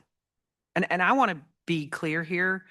If the commission wants to spend the same or more, I am perfectly comfortable with that. I feel I have a stewardship obligation to bring you a potential cost savings of $400,000 to $1 million. I think you would not, want me to do my job if I hadn't brought that forward. So if the commission would like to stay with Cigna or explore another vendor, we could. The timing will be tight if we're going to make any sort of change. So and I do think we need to pick our network before we do the rest of our plan design. You also could decide to stay with Cigna this year, look at other vendors for next year when we're getting in with our PBM, because our PBM contract will expire. So those are options as well. I just think we need to know what network we're dealing with here relatively quickly for at least the next plan year. And then if we don't have time to explore all the other vendors, we could explore it next year. But I think we need to know pretty soon if we're staying with Cigna or we're going with someone else. Just out of curiosity, why is our plan year June to June instead of December to? I've been here June? 15 years and it's always been June to June. And I would say I actually prefer it in a state where we have to set our budget by September. So at least that when I'm setting your 2027 budget, I have at least 5 years of rates locked in. So I actually prefer it. And from what I understand, when we did it years ago, it's because it's off cycle, we get a little more attention sometimes from other providers. So I do think those are some advantages, but it's been this way for 15 years. Sarah, if the commission were to consider staying with our current network provider, talk to me about what that would mean for the contract. I mean, what's our current contract term with them? It's our existing contract, and I think Willis Towers Watson could speak to that, but it would be their existing network terms and our existing network discounts. So it would be like a no change situation. Go ahead. Yeah, feel free to elaborate if you've got more on that. I mean, just thinking, based on our conversation. So I was just going to, so Luminaire, who is the TPA that manages the plan currently with the Cigna network, they proposed a 3-year contract as well. Oh, what did you say about the 1 year out with United Healthcare? though? So you're not bound in that. It locks in the pricing, it locks in your administration fee. So they're going to guarantee it for those first 3 years. But if you were to get out, there's not an early termination penalty or anything like that.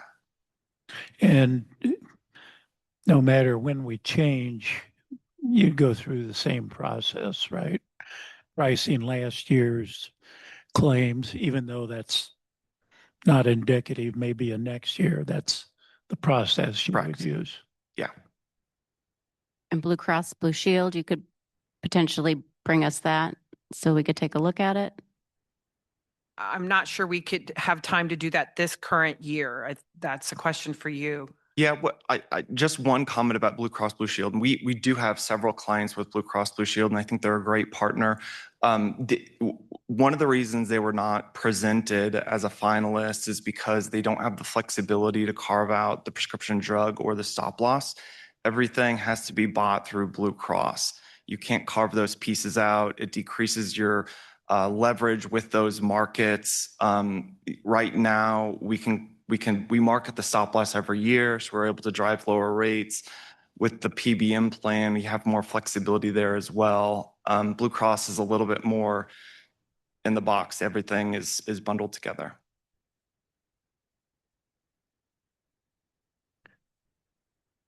Michelle, if you don't mind, ask you another question.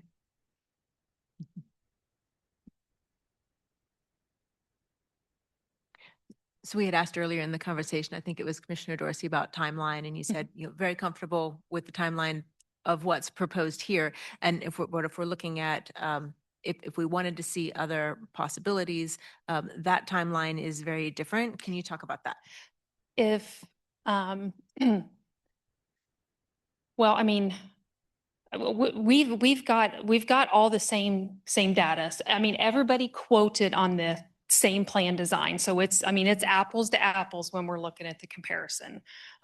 So I don't know what other work we can really do right now. I mean, we've got the provider disruption for all the vendors. It was larger in some, others was pretty comparable. We've got the claims repricing. I mean, we have the data from everybody. So if we were to expand that, that data that we have, I mean, we could come next week to do that and make a decision, I guess. But we're really pushing up against that open enrollment timeframe that we want. So I don't want to put us in a bind to where we can't get that communication campaign that we really want so badly, if we do make a change. But we have the same data for everybody. So. If we stay with Cigna, the communications would be less, right? Yeah, it's just, we communicate that, hey, it's open enrollment, make any changes that you want. I mean, we'll still meet and talk about claims projections and plan design and all that kind of stuff. That happens regardless. But yeah, it'd just be a normal year. I'm really torn on this because I like to save money, but I know people don't like change either. Which is why I guess I'd recommend that if the commissioners want to see if you want to see a more robust, you want to see all the vendors again, I'd recommend that we stay with Cigna for the current year. And then next year, look at doing the RFP again, fully included with the PBM. And stop loss is also tricky in this because we've been denied by stop loss carriers before because of our history in the past. So I'm going to want to watch real carefully if Blue Cross would let us have different stop loss carriers, because if we get dropped from stop loss, your costs are astronomical. So those kind of considerations we could take into effect next year. But I would recommend that we stay the course for this year and then look at it next year if that's the way you want to go. Because we have short-term timing issues and long-term timing issues. And that's my concern at this point is, if that makes sense. I know we're weighing a lot of pieces on a lot of levels, but I was curious from the commission about the conversation around the mental health access, if that kind of pulls in one direction or another. Yeah, I appreciate that question, Commissioner Early. I think what I see in this possible change is not just a cost savings. I think a cost savings is one win that seems evident based on all the data we have right now, but the more expansive network of providers overall, and then the greater access to mental health services and providers, for NASH being the community mental health center that has recently stopped taking the insurance that we provide as one of the largest employers in the community, does have me concerned. It's a pretty weighty part of the decision point for me personally, because I think that our, staff have done a really wonderful job at trying to find some creative solutions and other options for employees to fill in that gap of mental health care services that has been growing over the years. And, but I think it's definitely been a matter of trying to piece together some creative solutions, not being able to address the fact that there are just not enough providers that were taking Cigna, and that just significantly limited employees' options. And so that does hold a lot of weight for me. I mean, I'll acknowledge that I have some reservations about the change just because of the unknowns that are there, and some of the things we've talked about, and reputations of this provider is one thing, but I think that there's risk in that with that you can find similar commentary and concerns about any of the large healthcare providers, and to me that is a symptom of the system that we are living in, and our healthcare system is fundamentally broken and flawed, and we are saddled with a responsibility to make some decisions within that healthcare system, and they're never very comfy decisions, honestly. But I do think that the win on the expanded network, expanded access to mental health services does hold some significant weight for me here. I want us, if we make this change, to monitor the situation closely. But I believe that we have good processes internally, that we have good staff processes, and then also the sort of evolution of an engagement of that employee healthcare committee, really collectively discussing it regularly, gives me some assurance that we will be able to clock those concerns and consider adjustments in the future should we need to. So, I mean, I would agree with Sarah's assessment that if the majority of the commission is not comfortable moving forward with this as is, that that we not try and cram more analysis into this year, and that we give time and space to think about how to bring this conversation back to the commission for reconsideration next year. But I mean, honestly, I don't know that I'm convinced that's a necessary. I'm not convinced that's where I'm at with this decision in front of us, because I want to respect and appreciate all of the process that went into it, both the RFP process and how that is run for all things, including this within the county functions, and how staff are assessing and analyzing and determining a recommendation. And furthermore, the fact that there is this collective of employees across the county that have been engaged in the process, had opportunity to receive information and provide some feedback. That piece of it is important to me too. So I think it's been a good process, and I give a lot of credence to the recommendation from staff. And I think that to me seems largely based on the fact that it's a clear cost savings and a clear expansion in providers and network access, and that those are two pretty significant upsides that I can see to me, that are making me lean towards favoring this change and seeing how it goes. But that's kind of where I'm at. That was a much more expanded answer to your question, Commissioner Willie. So first of all, I want to thank staff for the process and working through that and articulating your process with us, involving the healthcare committee in that. And maybe not everyone got communicated. We heard that, tonight, and that's, that's unfortunate. In listening to the questions that were asked this evening, I'm having a hard time making a connection between United Healthcare's denials and a self-insured group, which we are. Like that, you may hear one thing on the street, but that might not actually impact us in the same way. From a cost perspective, we don't set our rates for our employees for their health care yet. And one thing I do worry about is if we take on a higher cost, there will be pressure upon us to pass that cost on to our employees, which I think would be really challenging. We have been able to provide, as the public commenter said, really strong healthcare over time for a maybe not perfect price, but at least, when I talk to employees, that is something they are grateful for.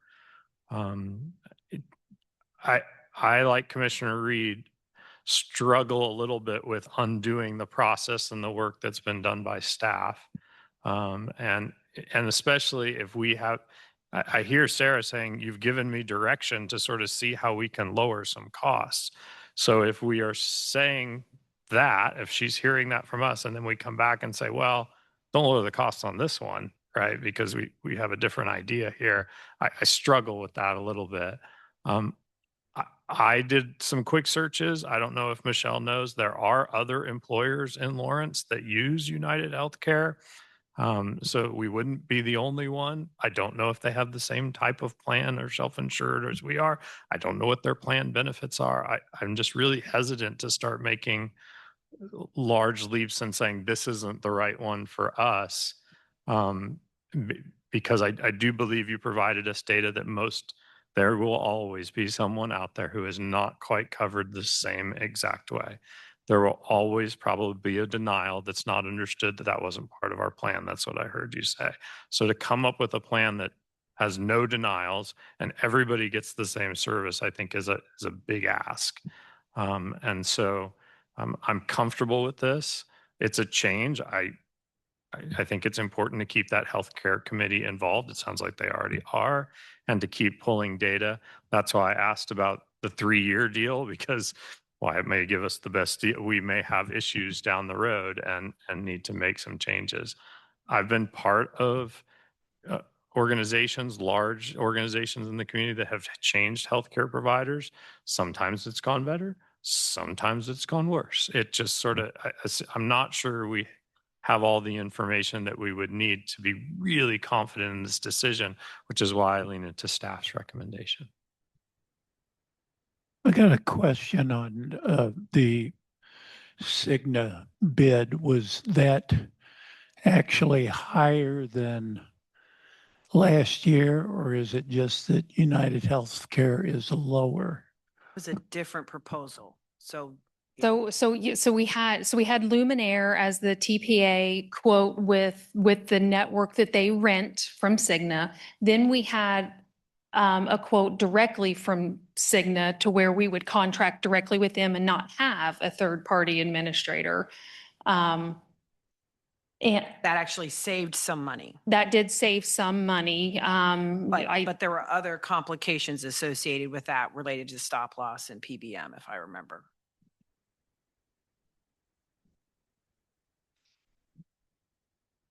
I put all my papers down.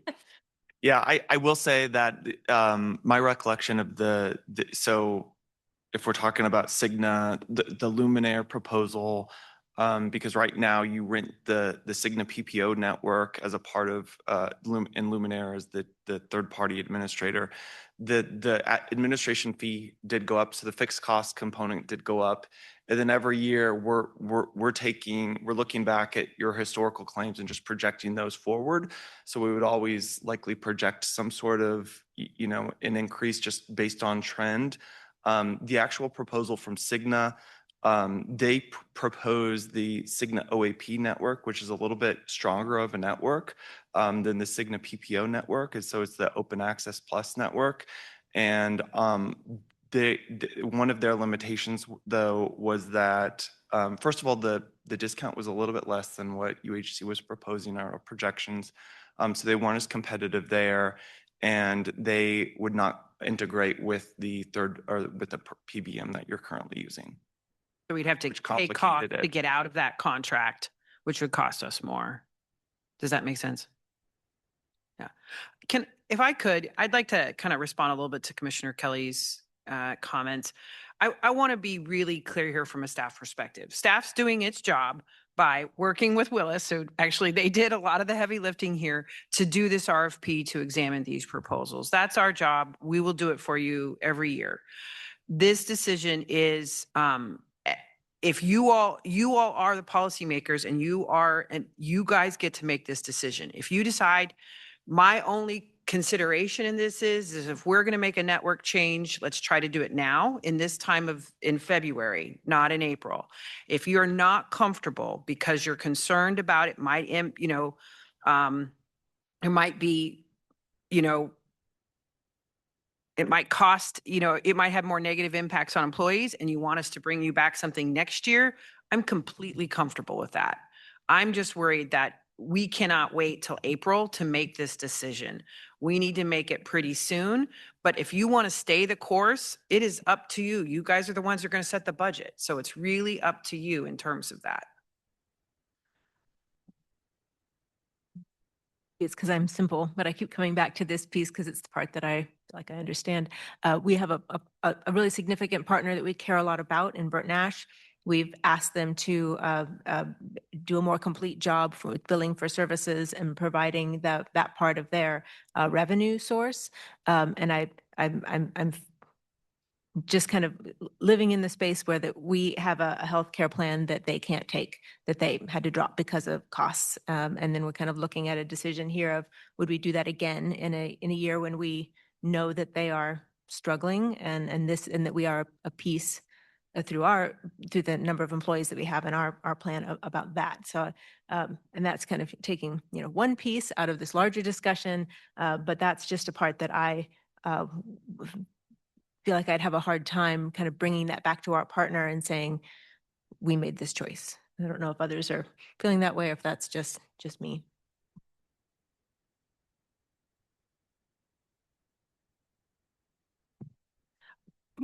I'm in a similar place, Commissioner Riley. I think, it's a few things for me that I won't reiterate or repeat, but that does hold weight for me because it's twofold for me. It's both that, we want our community mental health center to be able to have payers that are actually paying and recognizing that we are one of the largest employees in the community. And I want the plan holders, our employees, to be able to have greater access, and that being a significant point of entry for access. So I think I'm comfortable with this recommendation as is, with the understanding that we are going to be able, that the way our plan is designed requires that staff are keeping close watch on it and have pretty intimate knowledge of how that plan is being utilized, and what adjustments may or may not need to be made. So I am not personally in a place of feeling that that postponing this is necessary or prudent.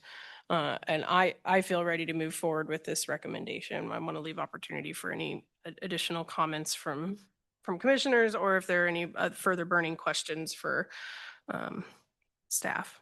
I have one that we've talked about current plan or the UHC plan. There are other plans that were looked at in this analysis that we don't have the same amount of information about. And we've talked about making a decision tonight versus we can't wait until April. But Michelle, you'd mentioned that there's information that could be brought back to us even in a short time turnaround. Is that information that is helpful enough in this for the commission to make it a more informed decision? And I'm kind of looking at others, at commissioners who maybe haven't felt like either one of these choices is quite where they were wanting to land. Yeah. I mean, we could get information, expand the information we have, from these other providers. I do have, and this is something we didn't share widely. It has provider names on it, and these network discounts are proprietary information. So this is not something we wanted to share in a public forum. Happy to take names of vendors off of here. And this is just a financial snapshot. And we could put in what we saw in the staff analysis was that the disruption was the same for everyone, but we could give you all that next week if you want. I think we've got like a week or two here where if you want to see all of that, you can. But if you want to do it from that perspective, what I can't do is I can't wait till April. I got a question on disruption. If you stay with Cigna, wouldn't it be zero? Yeah, there's no disruption if we stay with Cigna. Okay. Stay with, Luminaire as the TPA and say yes. But there's also plenty of access that isn't available because we have Cigna. And we were one of the oral surgery questions about like, what do you mean there's only one? And it's because of how it was built. It was built through the medical insurance instead of through the dental insurance, and nobody wanted to touch it. So I'm not saying that is a deal breaker, just right. But it is, I mean, it's member satisfaction, which is very important. Access is important. I had 2 kids that had wisdom teeth removed, and it matters. I just have a comment on Bert Nash regarding adding them through the new plan. None of the insurance companies pay the cost of a visit. So you could be adding more to their deficit maybe the first employee gets the service, but the reimbursement rates aren't sustainable long term.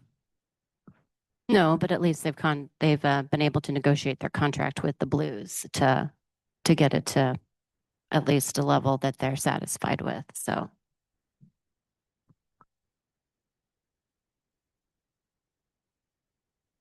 All right, commissioners, I'm gonna go ahead and make a motion and see where it lands.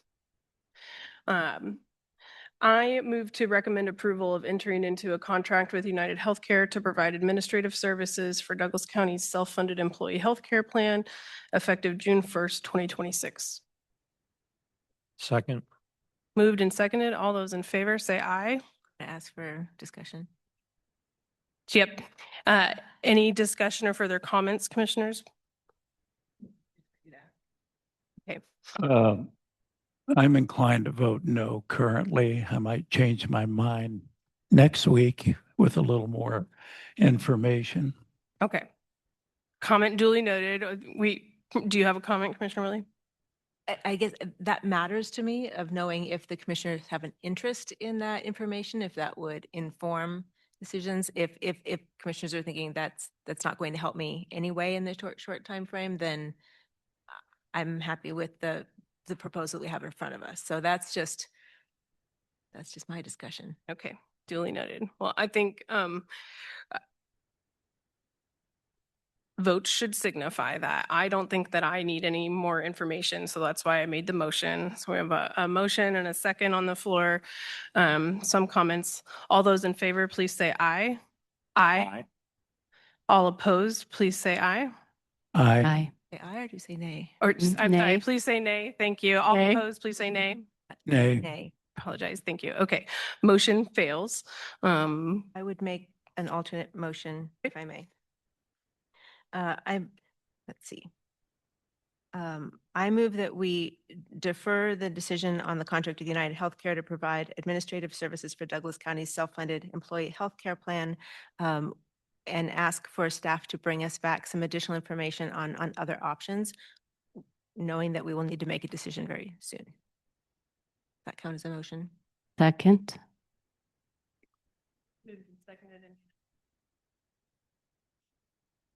I just want to check with staff that gives you enough that you know what you need to bring back. Yeah, my understanding is we will bring you back information on all of the bidders de-identified and with also their disruption rates. And we will either do it next week or the week after, depending on how quickly staff can get it turned around. But other than that, I can't provide any additional financial information at this time. So I guess I want to check in with the commission that those are the two pieces that you're looking for, which is the respondents from, the information from all those bidders, the kind of caveats of what's included and what's not included, and the disruption rates. Is that, I'd like to see a few more head nods. Okay. Okay. Got a motion and a second. All those in favor, please say aye. Aye. All opposed, please say nay. Nay. Okay. Okay, motion passes 3-2. Thank you, commissioners. Thank you, staff. We appreciate your time and all the explanation, and we'll see you again soon. Okay, with that, we've got one regular agenda item left, and is for an executive session. I want to check in with commissioners. Could we use a 5-minute break in addition to our executive session? Okay, I'm seeing some affirmatives. So I'm thinking out loud here. I think I can just Go ahead and make a motion. I would take a break and then come back. come back and then make a motion. Okay, Yeah. I think, procedurally, we'll go ahead and take a 5-minute break, come back at 7:47 according to the digital clock in our room, and then we'll resume.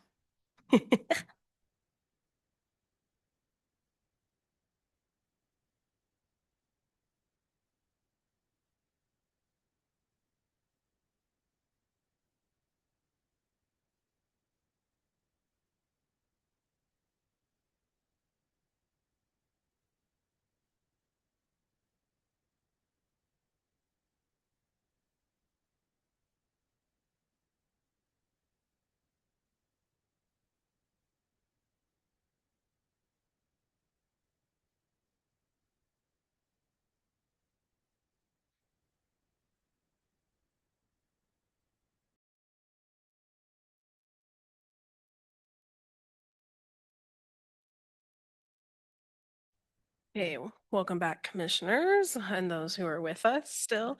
Okay, moving on to our next agenda item, 3.4 is an executive session, and I have a specific motion for that. So I move that we recess into executive session for a period of 30 minutes to discuss matters related to non-elected personnel. The justification is to protect the privacy of the individual involved. The executive session will include the commission and Michelle Spear, Director of Human Resources. Second. Moved and seconded. All those in favor? Aye. Aye. Great. Passes unanimously. We will be back at 8:28. Is that right? No. 8:18. Sorry, was that in? We'll be back at 8:18. You guys are uncomfortable with me standing. Yes.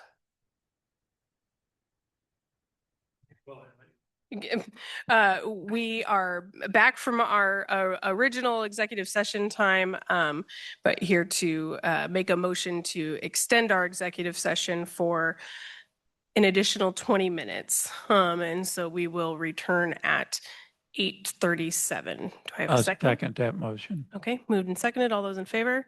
Aye. Aye. Great, thank you. I move that we extend our executive session for 15 minutes. Second. Moved and seconded. All those in favor, say aye. Aye. Aye. Aye. Great.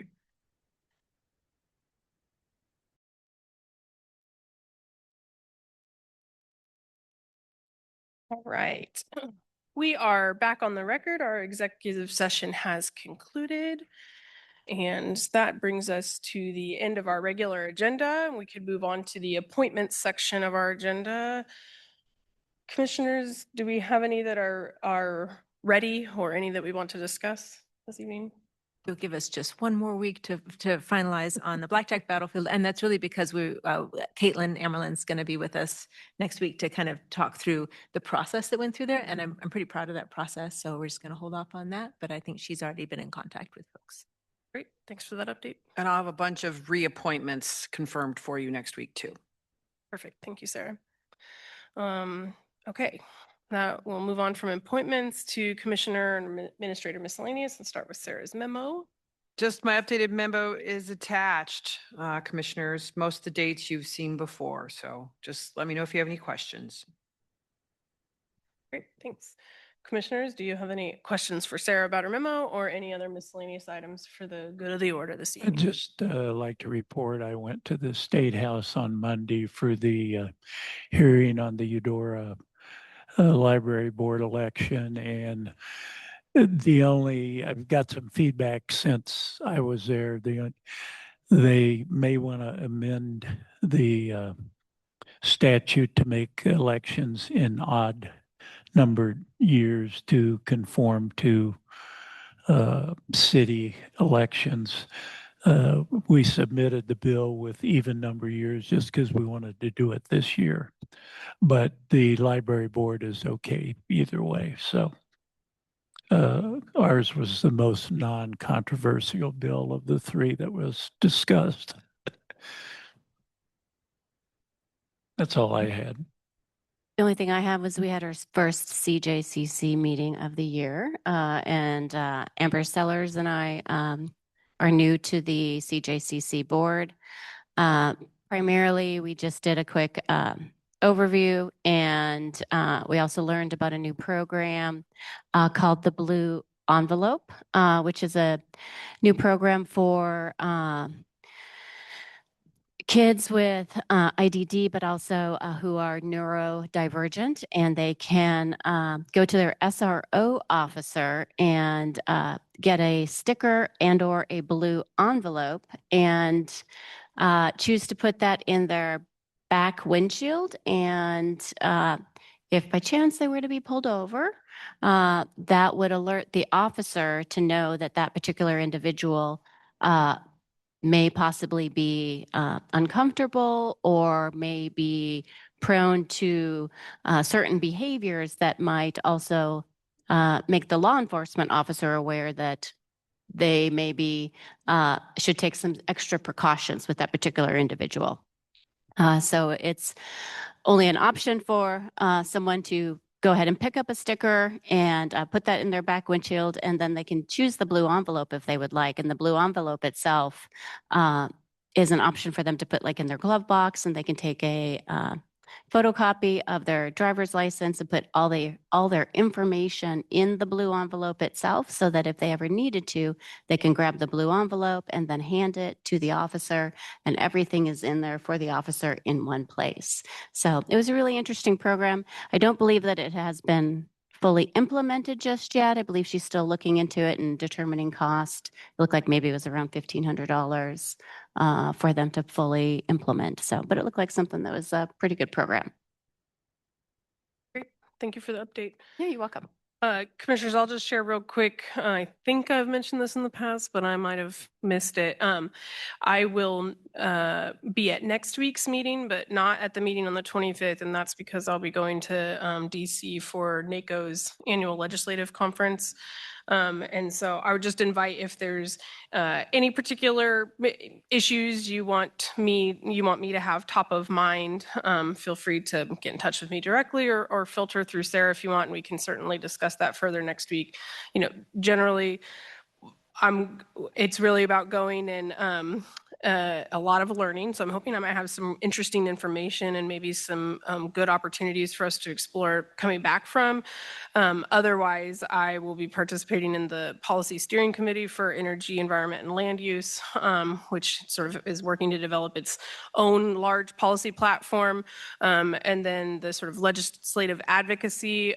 This year, I'm going to tag along with Johnson County, who has been going to this conference for quite some time and has a pretty significant contingency, including a legislative liaison staff member who has done a lot of prep work. So I feel privileged to be able to sort of tag along to their meetings with our state senators for sure, working on representatives too. And I'm hoping that will be a good opportunity for me to sort of watch and learn what that looks like. And, you know, really it's about elevating NACO's federal policy objectives that are really about focused on things like local control for counties and making sure that there aren't unfunded mandates and other things like that that really relate to the core county services. So if there's anything burning top of mind that you want to make sure you put into my brain before then, I'd appreciate, you know, an email, phone call, or discussion at this time during our meeting next week would be great.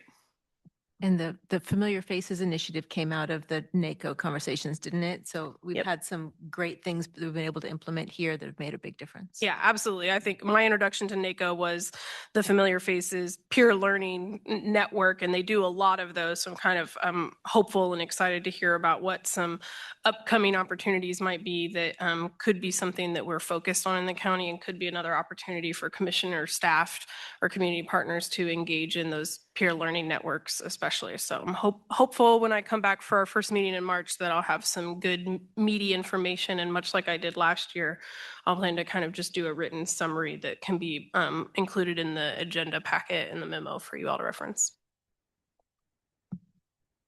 So I was asked by Chief Mathis if I, along with Sean, if I would sit on a new CFD1 steering committee, kind of based out of next steps from the report that was received last summer. And I'm delighted to do that. And I'm not sure what the deliverables will be, but I assume that those will come back either through Chief Mathis or through Sean. So we have our first meeting tomorrow, unless there are too many grass fires. Mine is maybe for Sarah. I noticed that Stuart's update is in here, 11 pages of new bills. Please look at the taxation bills that are in bold. Some of them are really, this is that time of year, it seems like, at the state legislature. Do you know when Stuart will be back to give us an update on? I think it's about 2 weeks was 2 weeks. around turnaround mid update. But if I had specific questions. Absolutely. Okay. Great. All right. Thanks, commissioners, for a great meeting. We are adjourned. See you next week.